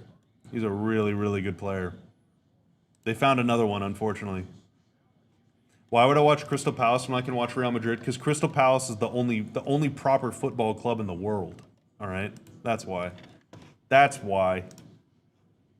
All right, so we got a challenge. Is it the Mavs challenging it?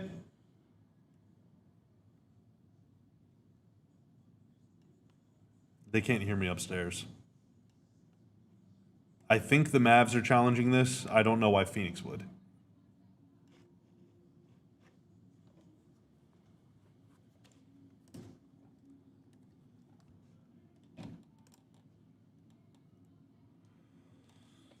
Oh boy. A game like this makes it so painfully obvious we need to tank. I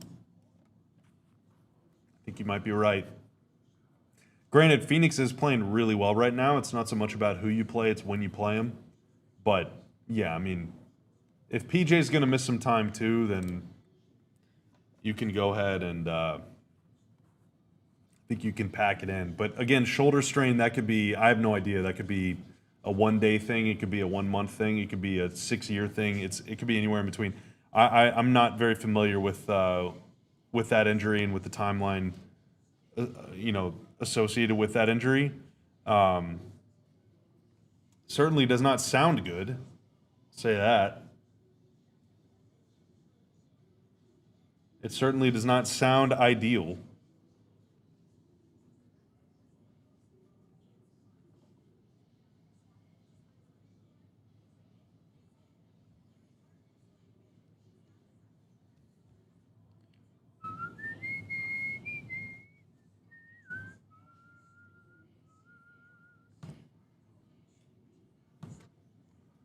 Do we even have our pick next year? Yes. 2026 first rounder. Yes. So in this upcoming draft, the Mavs have their pick. And after that, they don't control their pick again until 2031.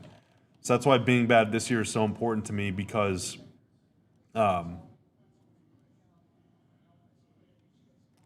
they do not have control.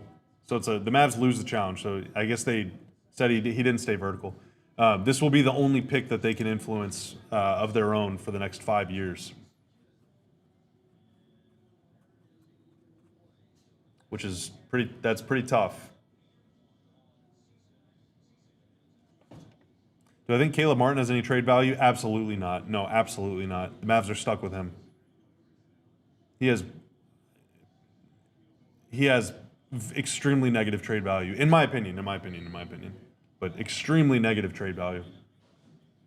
Unless he gets hot from three, if he fixes a shot. But it's one of those things where like if he gets hot from 3 and stays hot from 3, then I want them to keep him. You know, because he's a plus defender, and if he becomes a plus shooter, then he's a plus player. But as it stands right now, no, he is not. He is no, unfortunately. Unfortunately. I don't know why I went to an accent there, my bad. My bad.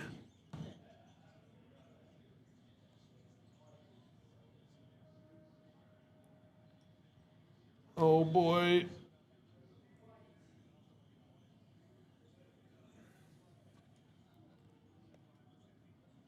Book one-on-one against Max Christie. Musa Cisse said, "Get that out of here."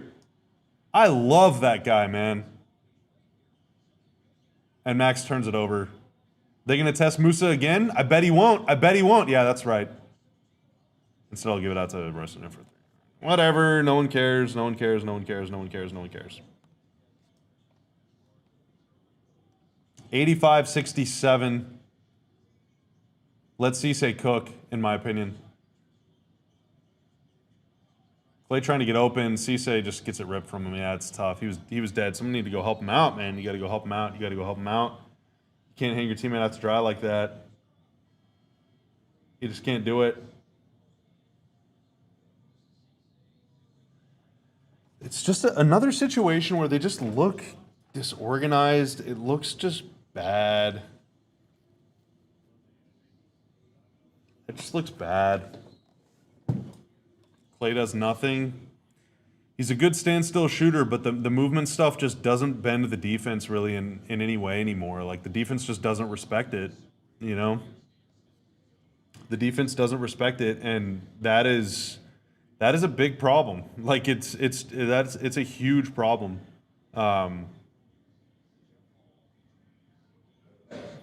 Because if the athleticism is going to fall off, which it has, that affects his defense. And if the shooting, you know, even elsewhere on the floor isn't good enough to influence the way he's defended, then what are you getting from Clay? What are you getting from him? You know? The answer is not much. Not much.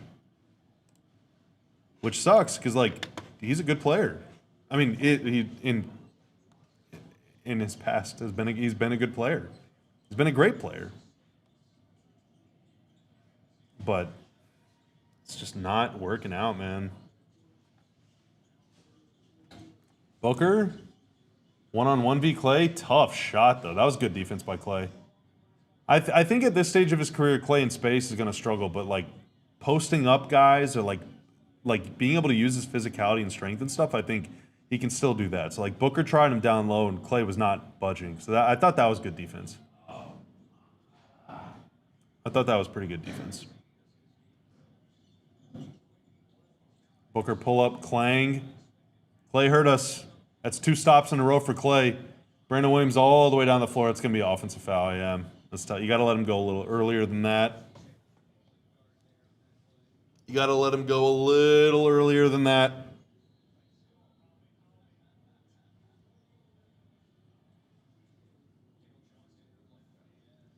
Little earlier than that.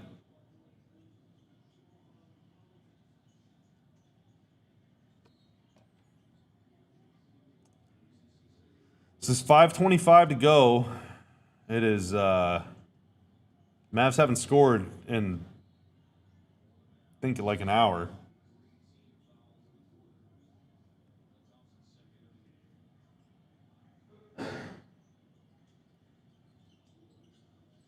Book swings it to Royce O'Neal. Pump fake. Musa. That's right. Dude, Musa is so... He's just fun to root for, man. Like, technically, he fouls a little bit. You know, a little physically sloppy at times. Plays hard, though, man. Who is the tech on? The T on Dylan Brooks, dude, whatever. I know a couple years ago the Mavs were really interested in Dylan Brooks, and I do think that a Dylan Brooks alongside Luka and Kyrie, like they wanted Dylan Brooks the year that they got Derrick Jones, I think. So 23-24. Dylan Brooks would have been really good next to Luka and Kyrie. That team would have talked a lot of shit. They would have been fun, a little chaotic too. Coop with the 3, all right, let's go. But man, he has got to be a frustrating player to root for. That is the nicest I'll be about Dylan Brooks. Book on the inside. Musa breaks up the pass.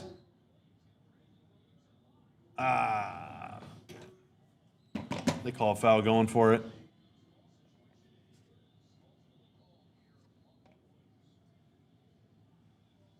OKC destroying the Lakers early. What's the score? 30-16. My God. Yeah, OKC might not sweat all season, dude. They might win 70 games by accident. Like they're not even healthy right now, and they're still destroying everyone. They're destroying everyone right now.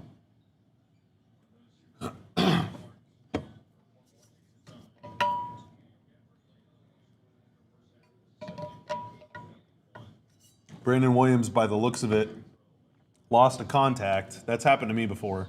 Yeah, definitely did.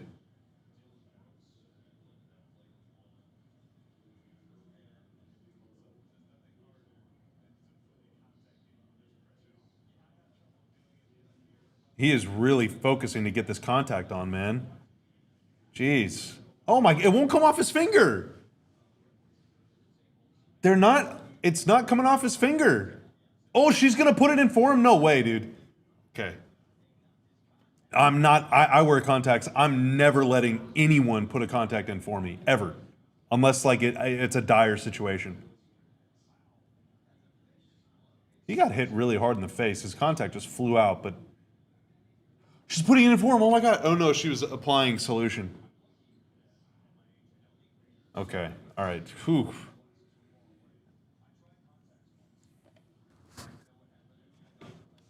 Whoops.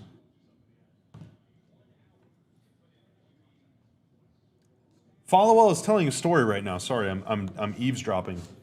Followell is telling a story. He said, and I just moved the microphone. I apologize for that too. Followell said at one time he was trying contacts on, and it took him an hour to get one contact in.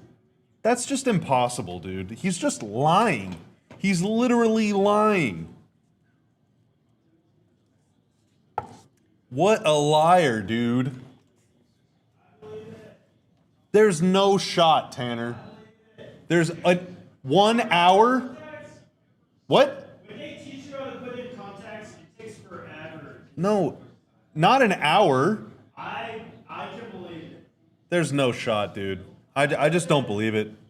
Now, okay. So one of my friends, this was a while ago. So I think I started wearing contacts, I want to say in 2017. One of my friends at the time, or like he still is, but like we were more friends then than we are now. Life happens. But he was a, what do you call it? It's not an optometrist. It's an optometrist. It's the one that you go to see. You don't have surgery. You go to see them to like get stuff. Or maybe he's an ophthalmologist. I don't know, one of those two. I think he's an optometrist. It took me a while to get my contacts in at the eye thing, at the eye place, at the eye thing.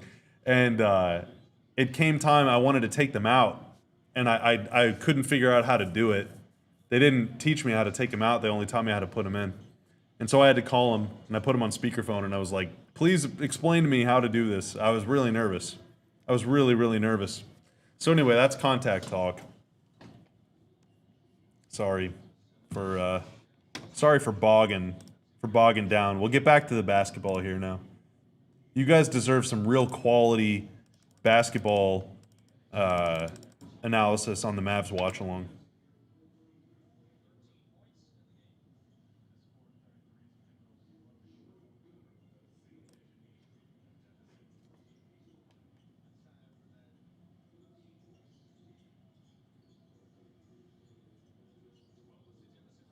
Oh, Musa with the strip. Good defense.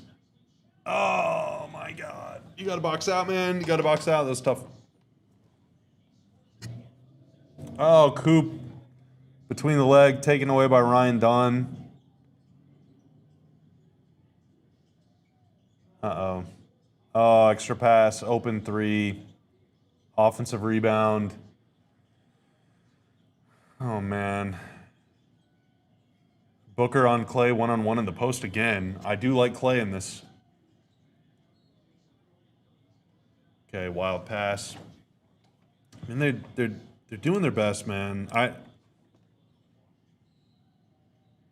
They're doing their best. Phoenix calls timeout, so it's 87-73, 3:50 to go. Dylan Brooks still leads the way with 18 points. Devin Booker, 16.6 assists. For the Mavs, Coop, 15.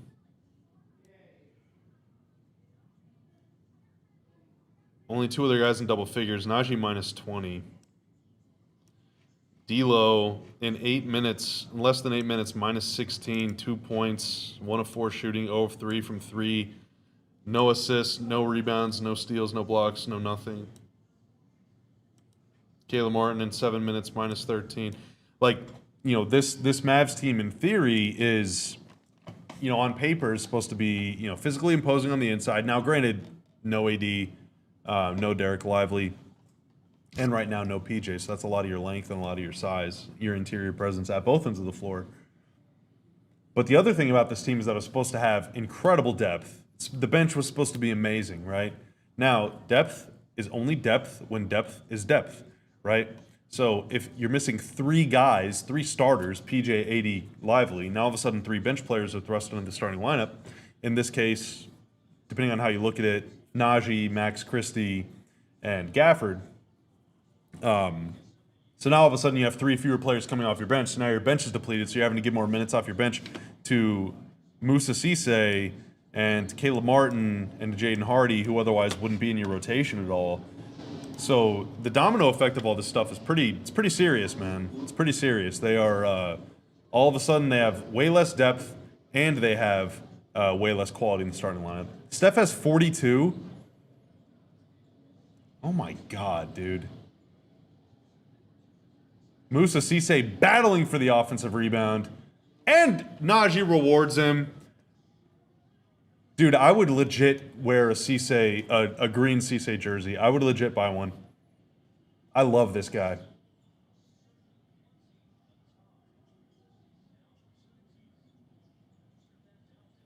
$89.75. You're still in a position where you can maybe, you know, like maybe you need to get some stops, but like you're within reach. You know, that's like the most optimistic way of putting it.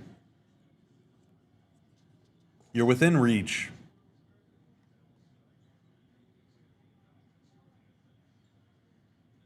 Hardy, okay. Nice little hezzy move. It's 91-77 inside 3 minutes. Mavs did get to 75. Oh, that's unlucky. Unlucky foul call there on the Moose. Musa Cisse, 4 points, 9 boards, 3 blocks, 4 fouls. See, he's getting active, dude. He's getting active.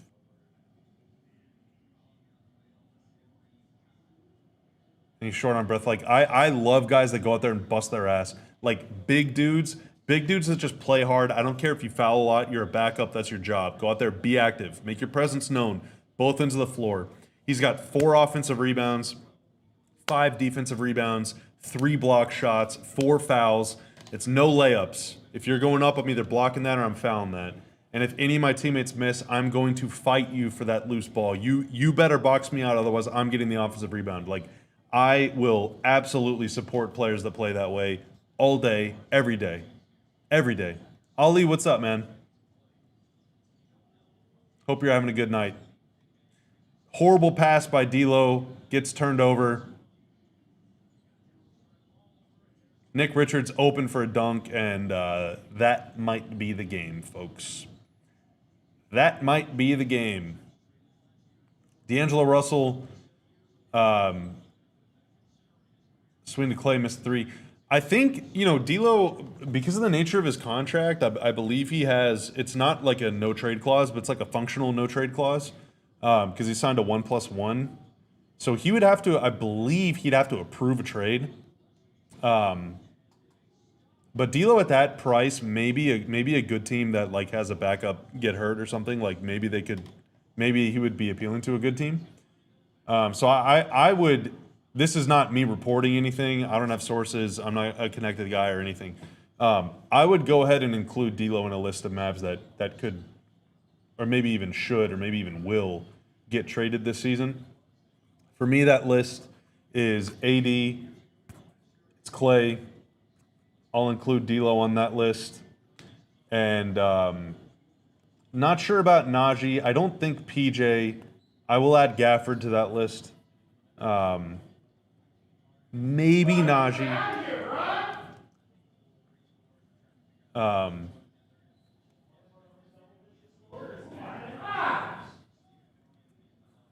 Everything you say up there could very clearly be heard on the mic. Just a warning. Grayson Allen. Oh my God. This is a violent foul. I was right about D'Lo. See, like, I don't. Thank you.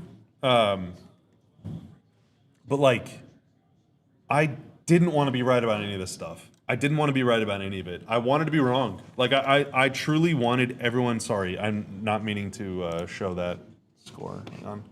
Where's that game? This thing auto updates, so if it ever. What just happened?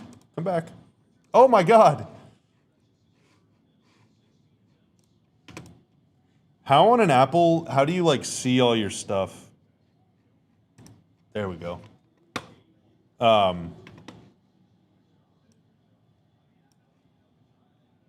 If you, I don't like being right about bad things, man. Like I want to be, I want to be wrong.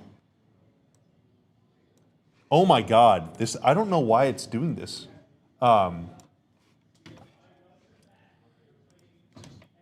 I wanted to be wrong about D'Lo. I wanted D'Lo to come here and be good, and not like prove me wrong and use me in like a highlight reel like that he plays on his IG or anything. But like, I wanted everyone to. I would have taken the heat all year, man. Like if I was wrong about the Mavs and they were really good, let's say they were 8-3 right now, and everyone was healthy, they were balling out. D'Lo was playing great, averaging 20 a game, just spamming every single night. And the Mavs defense was. I mean, the Mavs defense has been pretty good. But if the offense was top half in the league or near league average, I would have absolutely worn that. But there have been a lot of the concerns that not just me, but that a lot of Mavs people in the media or whatever, a lot of the big kind of fan accounts and stuff have been. We've all been right about a lot of this stuff, which sucks. It sucks.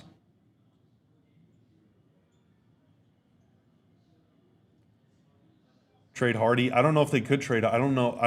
I think anyone wants Hardy. I don't know why anyone would want him, unless it's like you trade Hardy and D'Lo to make the cap math work. Like he could be an add-on, but like no one is gonna. I don't think anyway.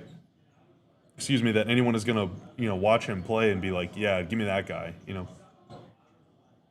Oh boy. Oh. Booker absolutely wiped out there on, I believe that's Brandon Colston, Mavs photographer. Is it? Or is it Glenn? No, it's Glenn James. It's Getty photographer Glenn James that Devin Booker almost just tore his knee falling into. That would have sucked. All right. End of the third quarter here. There's 15 seconds left in the third. D'Lo one-on-one. Gafford coming high screen to send D'Lo left. Najee open corner 3. Hits it. All right. Okay. And this freaking thing keeps changing. Booker heave to beat the buzzer. No. And it is, let me get the scorebug correct, 95-78. So I figured out the reason that the scorebug keeps changing is because every time a game goes final, it just like auto scrolls to like the back and bumps everything forward. So I'm not showing the freaking the Thunder Lakers thing. Here, let me show you. I'm not showing the Thunder Lakers score to like do Luka watch or anything. I'm just doing it because this, like, you'll see whenever the Warriors Spurs game ends, it's gonna disappear. And then it's gonna bump this game over. It's very annoying. It's very annoying. I don't like it. I don't like it one bit.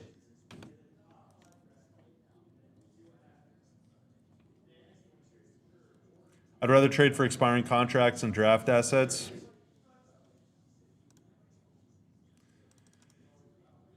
I don't know if you're going to get that combination, though. That's the thing. Normally, it's like either expiring contracts and like bad, like twos or something, or some kind of bleh contracts that are long term and you get some ones.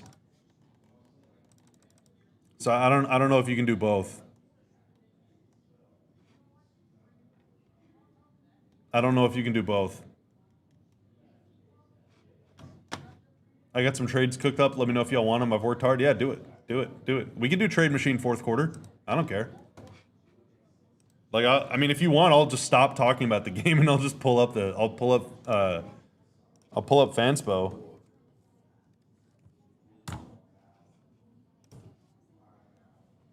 If you want.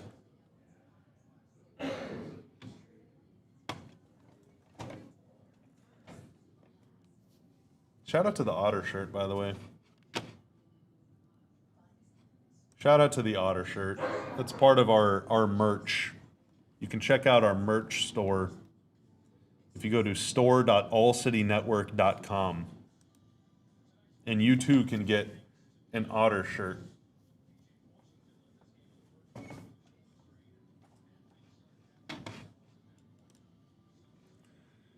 Looks like the Warriors are going to beat the Spurs. Thunder up bigly on the Lakers. Hornets beat the Hawks. Pistons upset the Bulls. Now, normally, if the Pistons played the Bulls at home, it would not be an upset if the Pistons won. But considering they benched every single player that's on their team, they somehow managed to win.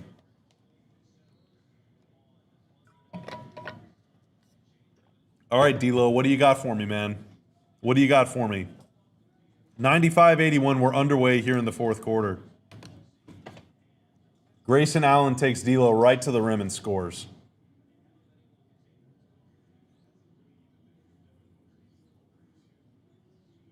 Right to the rim.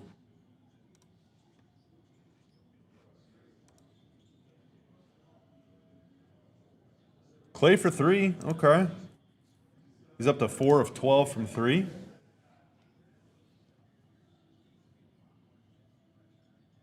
It's 97-84. Grayson Allen right to the rim again. Finger roll scoop. Gafford got up and challenged that. Nice.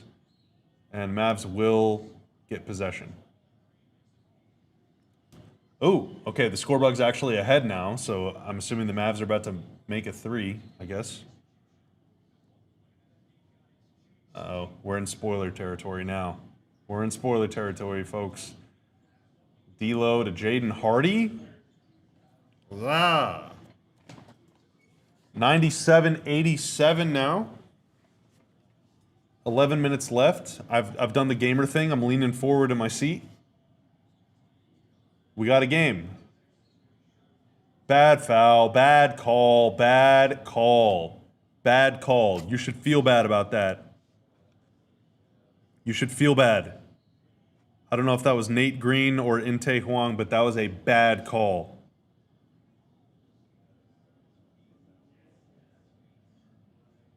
That is so bad, dude. That's a terrible call. You're a bad person. They just showed the official on the screen. He's a bad person.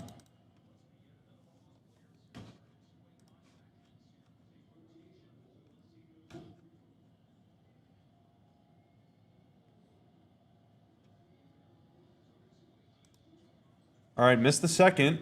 98-87. Hardy brings it up the floor. Throws the lob. Pass gets broken up. That's a turnover. Suns ball the other way. It's a 4-on-3. Iguodaro just wide open under the rim for the dunk, man. Gafford was behind the play. I mean, Gafford was the one that was the pass was intended for, and that was just, you know, not good transition defense. Not good transition defense at all. 100 to 87, 10:22 left.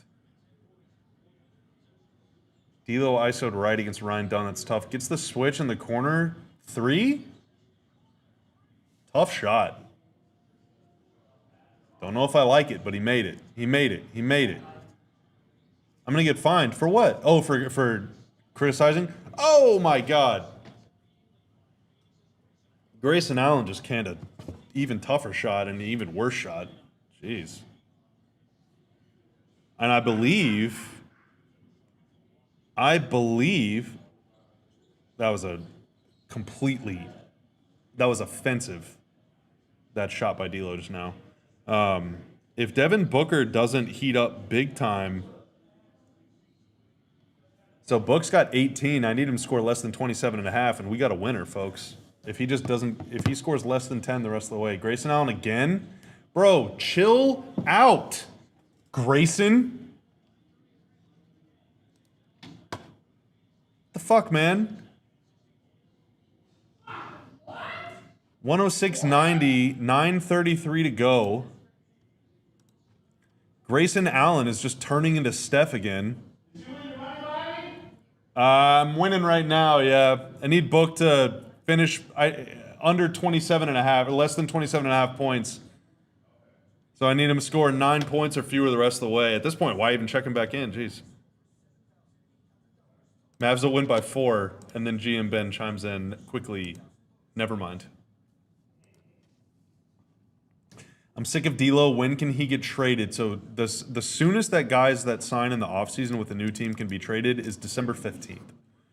So D'Lo will be a Mav at least for another month and 3 days. At least another month and 3 days. And then the night. I'm just kidding, not the nightmare. I don't want to be too mean to the guy. And then it will be over.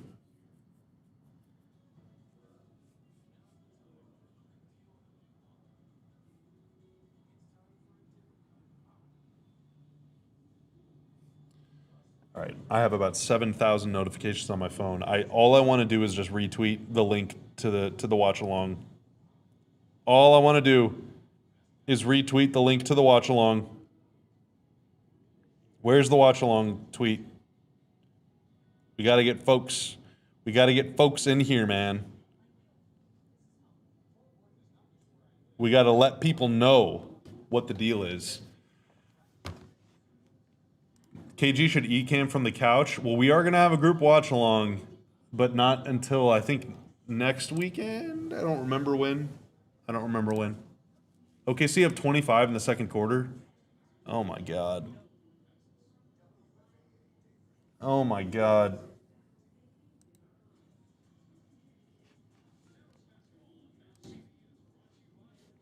It's 51-26 Thunder midway through the second quarter.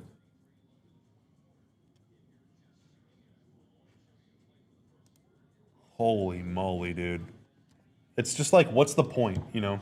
And that's, again, like, when there's a team that's that good, you're not going to beat them no matter what. So, like, at this point, you know, if you want to be an absolutist about, like, it's only about winning championships or nothing else, like, you're not beating OKC. You're just not. So, like, you know.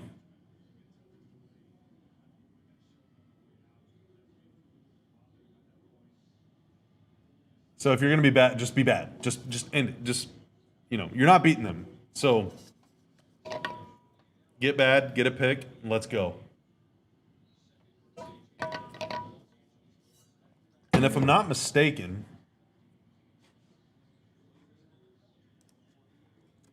and I don't want to be mistaken, the Mavs are still winless against the Eastern Conference. Or against the West, sorry. Oh.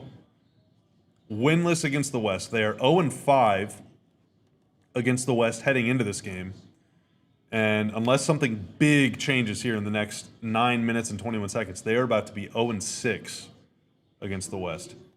D'Lo walking off the floor to the locker room, although that could be, he wasn't with the trainer or anything. He could just be going potty.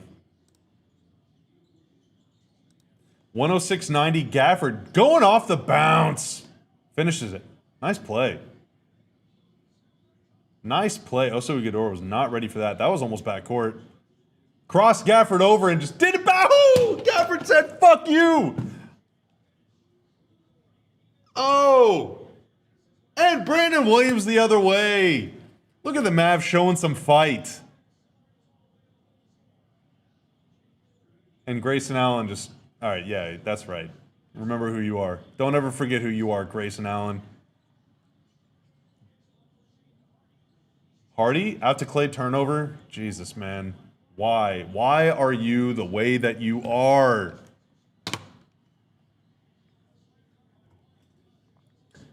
And it's a pick six, and then Coop's shot is blocked out of bounds. Oh, they called a foul, actually. That's pretty fortunate.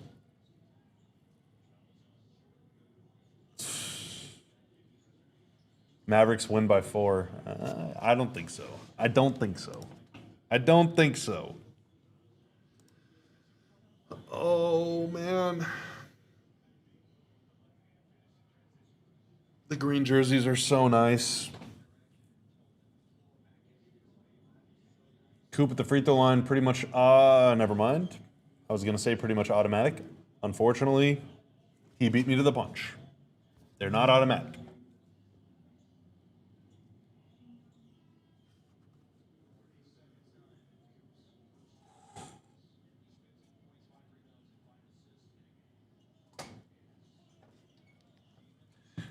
And he went 0 for 2. Nice. Coop, my reputation is on the line. Oh, Grayson Allen just wiped out. Now the other white guy's shooting a 3, and he missed 2. Phoenix is really taking a lot of bad shots this quarter. Oh, Coop. Oh, no, he missed another dunk.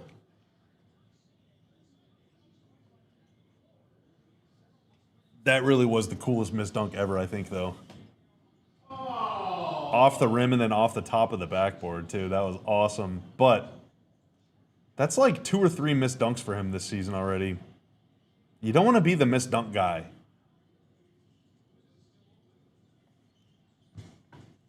All right, Booker's coming back in the game, or headed back to the scores table at least. Gafford scores pretty easily. I think Phoenix needs it. Yeah, Phoenix gets a timeout. It's 108-96. Gaff is fired up. It's 108-96 Suns. Booker's about to come back in the game. There's 7:34 left. It's still kind of anything can happen territory here, but time is running out. Time is running out quickly. And now it is the Warriors-Spurs game has gone final. It's 123-120 final. Warriors win. Warriors really needed a win. Spurs lose. It's a good day. Just kidding. I don't hate the Spurs. I don't like the Spurs, but I don't hate them. I'm not going to revel in their defeat. Embrace the Schadenfreude. All right, put in your predictions. Do the Mavs win or do the Mavs lose? GM Ben has voiced it. Mavs win by 4. I disagree. I think the Suns will win the game. I think the Suns are going to win by...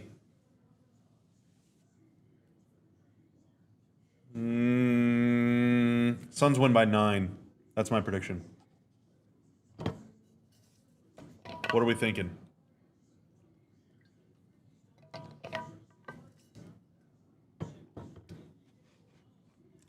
Do I feel like Max Christie is a starting shooting guard? Honestly, no, I don't. Not yet. He's still young, and he can get better, though. Like, he can get to that point.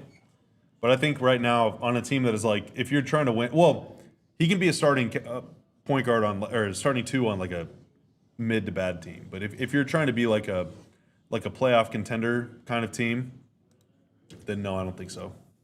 Not quite yet. Suns by 12. Okay. Booker finishes with 29. Those are fighting words. He's going to finish with less than 27 and a half. And I'm going to make $20, and I'm going to spend that money on,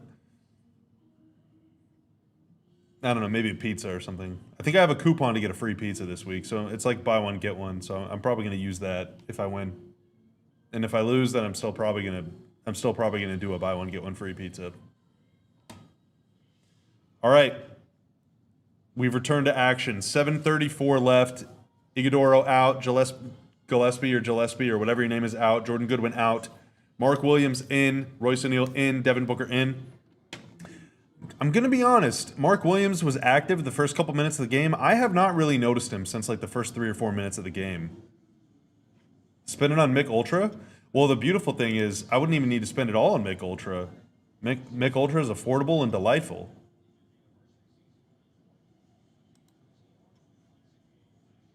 $108.96, 7:34 to go. We're approaching play-by-play time. This game is starting to get... It's getting down to the wire. It's getting down to the wire here.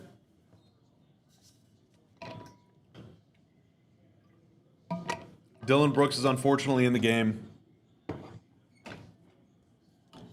I wonder if they're probably just gonna force feed Book at this point, let him make basically every decision for the rest of the game. Grayson Allen, just, what was that, man? So he gets called for carrying, I think, or no, for palming. I think he also stepped out of bounds. He did a lot of bad things, man. Grayson Allen, you should feel bad. You should just feel bad. Foul called on Phoenix now. 7:12 to go.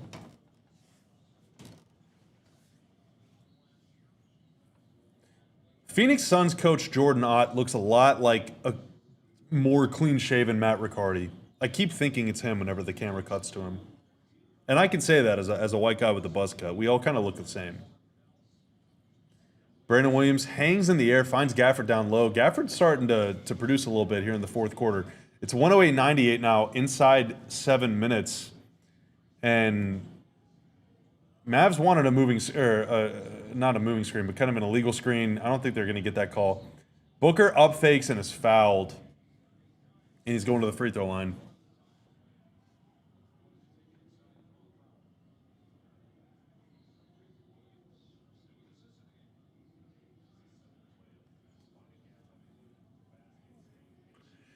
The question, it's like well, okay, this is not going to be the most insightful analysis I've ever given in my life, but when you're down 10 with 6 minutes left, it's a combination of can you get stops and can you score?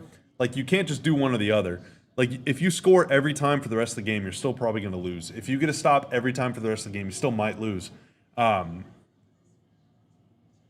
feel like the Mavs can get stops. I just don't know if they can score enough to win this game. They're down 12 points. It's 110-98 with 6:45 to go. Like, they need a lot of stops. And, they need a lot of buckets, too. I just don't know if they're going to be able to get them unless someone heats up from three. Clay's going to try?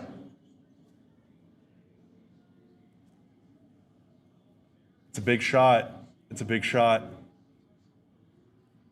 And a nice pass, too. Risky pass. Almost got picked off. Booker, nice hesitation move. Drops off to Dylan Brooks, who missed it. He missed it.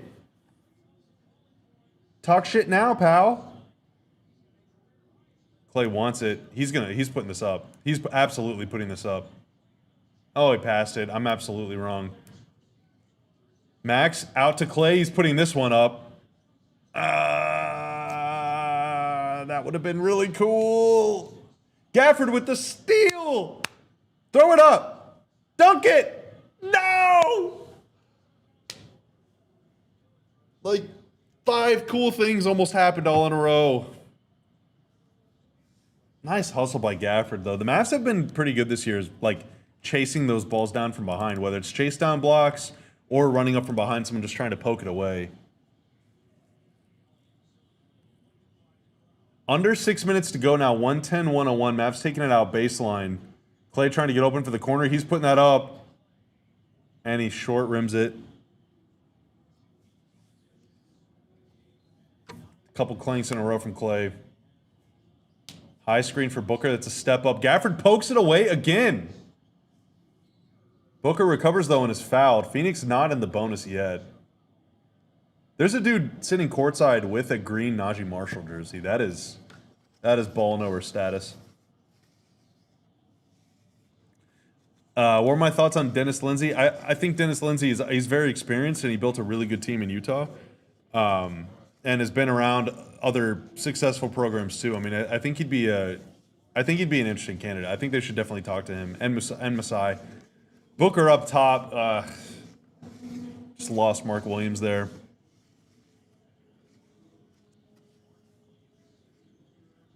Jordan not heard about my prize picks. The hell he did. Get the ball out of Book's hands. Coop just crossed him up, takes it left, gets fouled. Okay. He's fighting. He's fighting. We get Musa Cisse crunch time minutes right now, guys. We made it.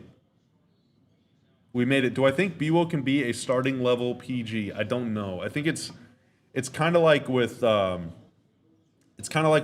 I mean, I think that B-Will can be a starter on a kind of a lower tier team. I'm not sure he can be a starter on like a playoff caliber team, but I think he's definitely a rotation player on a playoff caliber team. I think you can drop him in a high level game right now, and he would pull his own weight for sure. I think he's become a really good player.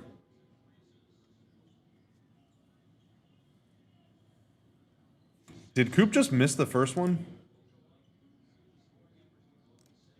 What is happening to his free throw percentage right now? All right, he makes the second one, so it's back to a 10-point game. All right, I got to fix this one last time.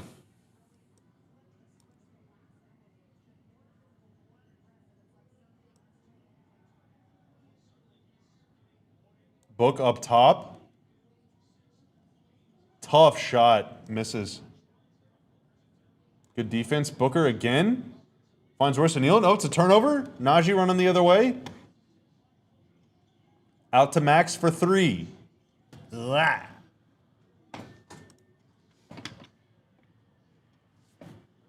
Mavs are fighting, man. Suns call timeout. 4:36 to go. It's 112-105.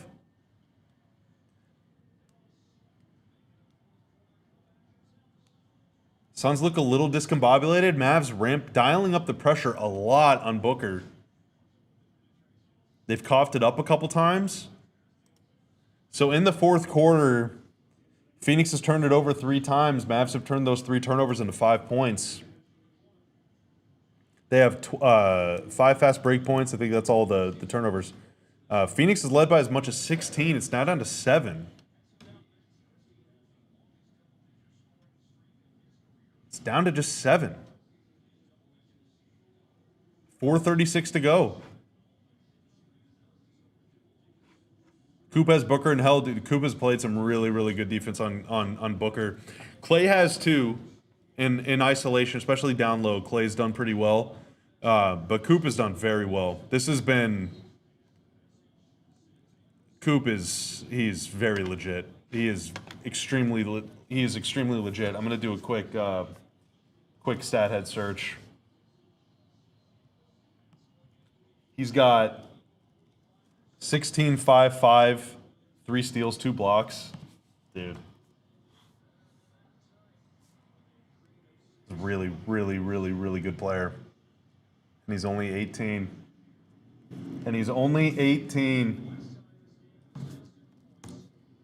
All right, so 16 points, 5 boards, 5 assists, 3 steals, 2 blocks. Sort by age, ascending. Book to Mark Williams. Coop blocked it! He blocked it.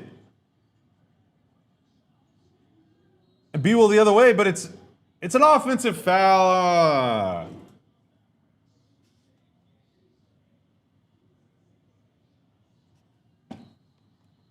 Coop blocked that, didn't he? I don't know. 16, 5, 5, 3 steals, 2 blocks. No 18-year-old has ever done that in an NBA game until now. Until now. So Cooper isn't a bust, and GM Ben says, and who drafted him? Nico Harrison. That's right. Nico was right. Book, tough shot, good defense by Max Christie, man. Book's picking up his dribble way too early on this stuff. Mavs are absolutely giving him no breathing room. Oh, bad pass. It's a turnover. Dylan Brooks the other way. Finds Booker underneath all by himself, man. How do you lose him like that? Oh, my God. That is backbreaker. Backbreaker. Able to Clay. Clay gets open. Cans it. It's 114-108. 3:20 to go. Booker bringing it up the floor. Suns are getting tight, man. They're starting to really slow down. Booker comes off the screen, pass it. That's Allen driving left in the middle of the lane. Kicks it out to Dylan Brooks. Gets all the way to the rim. Cisse says, fuck you. Coop fast break. Max Christie slams it. And Musa Cisse is telling American Airlines Center to make some noise. Oh my God, I love that guy. It's 114-110. 2:45 left. Booker one-on-one. Oh, against Brandon Williams. He passed it, actually. Grayson Allen trying Cisse again, and Cisse fouls the shit out of him. Oh my God, he fouled him really good there. Oh man. And Cisse is fouled out.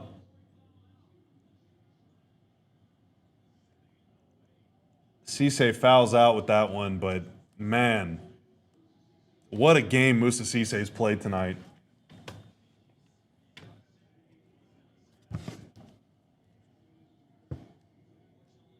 I got a tweet about Musa Cisse.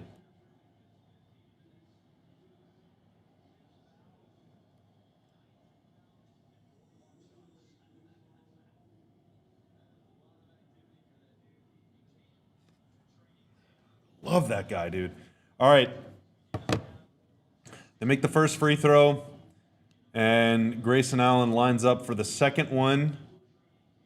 Dribble, dribble, dribble, dribble. 4 dribbles is kind of unstable. It's kind of unstable for a free throw routine. He missed it. It's 115-110, 2:30 to go. We officially have a clutch game. Brandon Williams bringing up the floor.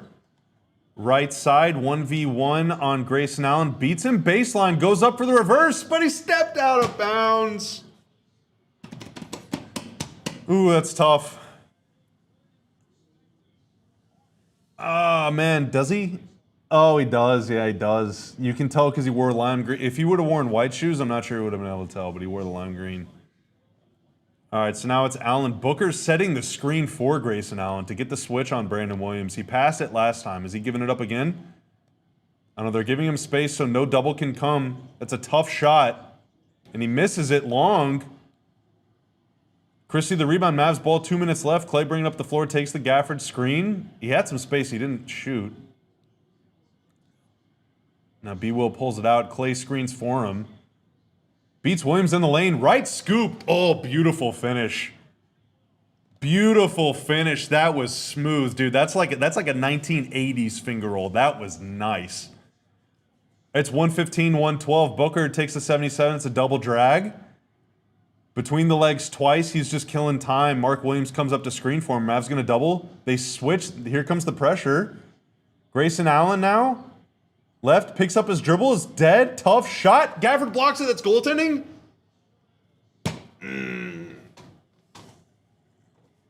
Goaltending. And it's 125 left. Yeah, he got there just a bit late.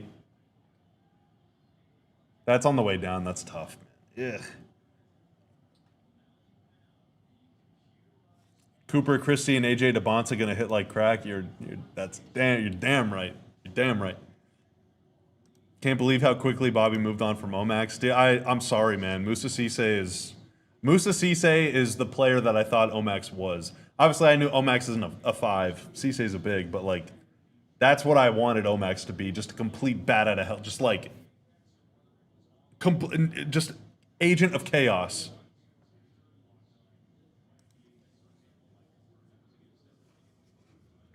Cooper isn't a bust. He's a generational bust, and you're a generational non-ball knower. That's a goaltend. I don't know why they're reviewing it so much. It seems pretty cut and dry goaltend.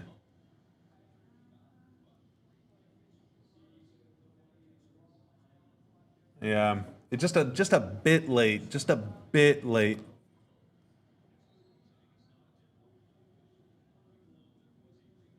Bit late. All right, so it's 117, 112. It'll be Mavs ball out of the stoppage.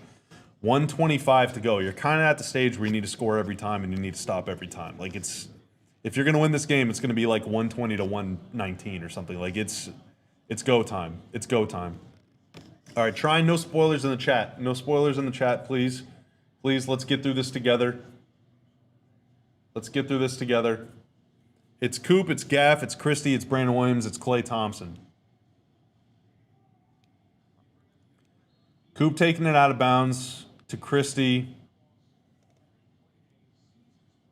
Over to Brandon Williams, picked up by Grayson Allen. We got Dylan Brooks on Coop. Coop setting the screen for B-Will. The Suns are not switching. Ooh, they actually lost Coop for a second there.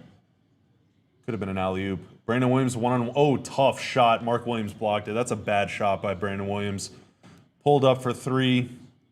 He thought he had the space. He did not. That was a bad shot. Now there's a minute left. Suns ball. You don't have to foul yet, but you need to stop right now. Otherwise, this is over. Book one-on-one versus Coop. Coop forces him middle. Kick out to Allen for corner three. Bricks, Gaff, rebound. Gotta go, gotta go, gotta go. 44 seconds left. B-Will brings it up, finds Klay. Klay wanted to let that fly, no space. Coop from the corner, pump fakes. Corner. Needed that one. Needed it. Needed it. Needed it.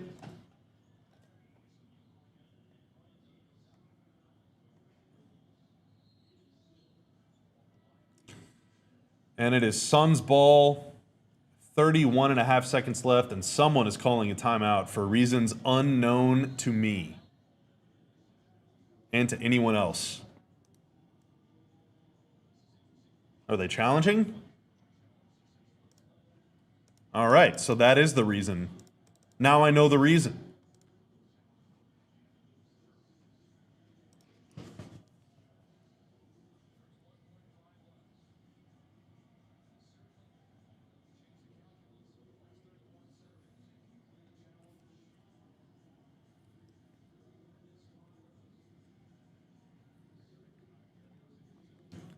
All right.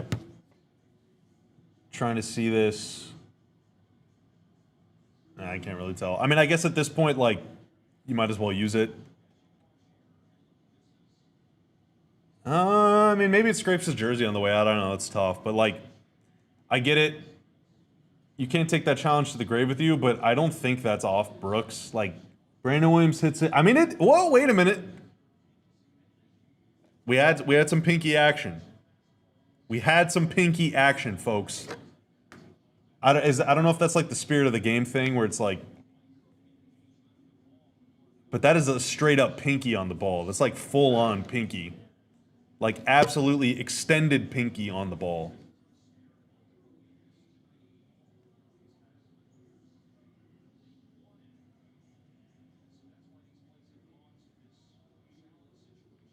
Really, really awkward camera angle now. It's like, kind of looks like Ron on the pregame show.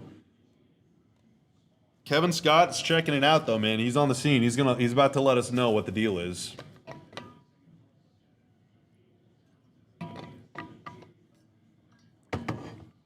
I always feel bad for the third official because, like, during these reviews, they got two officials. They got the lead one and the other one, both looking at it with the headsets on, you know, talking to Secaucus and everything. And then you have the other official just literally just hanging out, like no headset, not even looking at the replay. Like he's just looking the other way. No idea what's going on. Like he's clearly just the third wheel. Like he's in the car with them, right? But he's sitting in the back seat, and the two people up front. There's music playing, and the AC is on, and they're having a very serious, intense conversation, and he just has no idea what they're talking about. And like you're in the middle of nowhere. There's nothing to look at. You're driving through like You're in between like Dallas and Amarillo. It's all flat. There's no trees. There's nothing to look at. Like it is just farmland for miles, and you have no idea what they're saying. You can't hear them. You can't do anything. You left your headphones at home on accident because you're a dunce and you're gonna pick them up at the next store. But like there's a tank full of gas still, and so it's like you're on your own. And you're like me. You can't sleep in a car, so you just have to spend the next 3 or 4 hours raw dogging this car ride, knowing full well that your friends are having the best time up front, and meanwhile, you are left in silence. That's never happened to me before.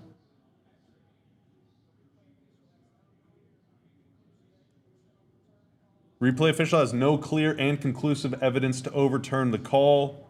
Call stands on the floor.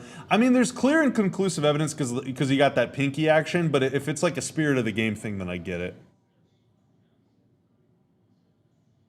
I do get it. All right, 31.7 left. The NBA gave the Mavs an extra 0.2 of a second to win this game. Let's see if they can make it count. Phoenix has to call timeout, all right, so we're going to get another stoppage.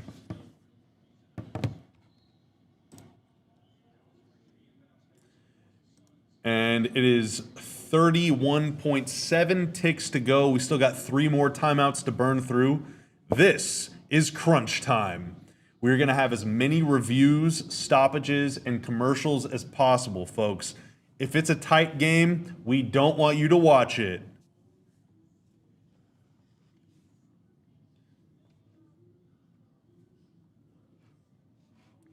Running through the statties. Klay Thompson, your lead scorer tonight for the Mavs, 19 points. He's 6 of 16 from 3. Jeez, man, he's getting them up. He's played 30 minutes. That's got to be his most in a game this year. Max Christie, 7 assists, 6 boards. Brandon Williams, 15 points, 9 assists, 5 boards. Wow.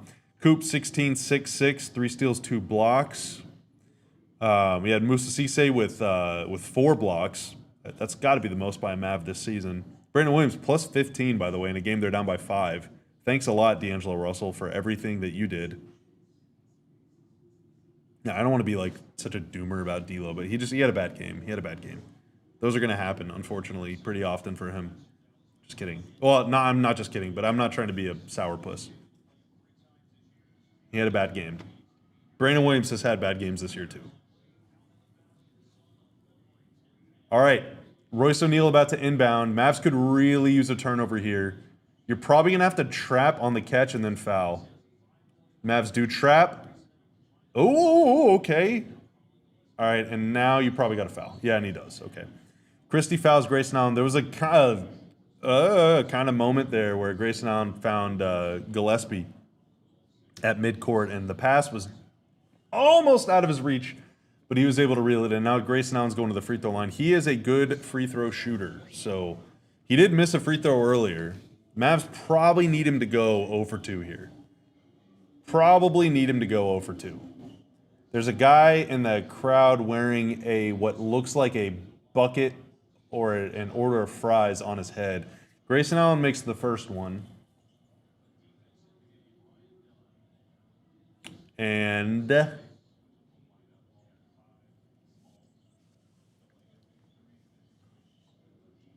got everyone trading sides. All right. Allen lines up the other one. He's doing, again, that unstable thing. 4 dribbles on a free throw is just, that's weird. He makes the second one. It's 119-112, and at this point, it's pretty much church. Brandon Williams down the floor, gets all the way to the rim, dunks it. That's pretty cool. 17-9 for Brandon Williams. He's definitely your starter long term, I think. I mean, not long term, but like for the games to come. Booker gets fouled, 15.7 left. Basically, if he makes these next 2, Mavs probably take a 3 and then don't foul. It's going to be game over very soon. And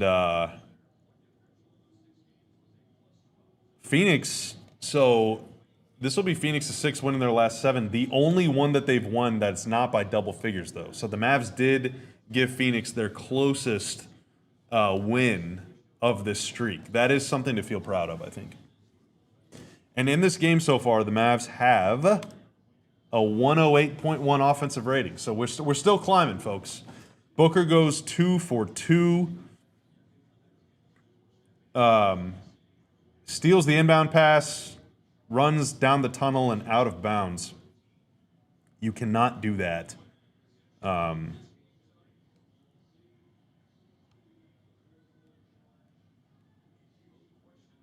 Wait a minute.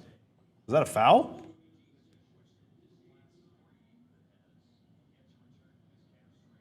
What?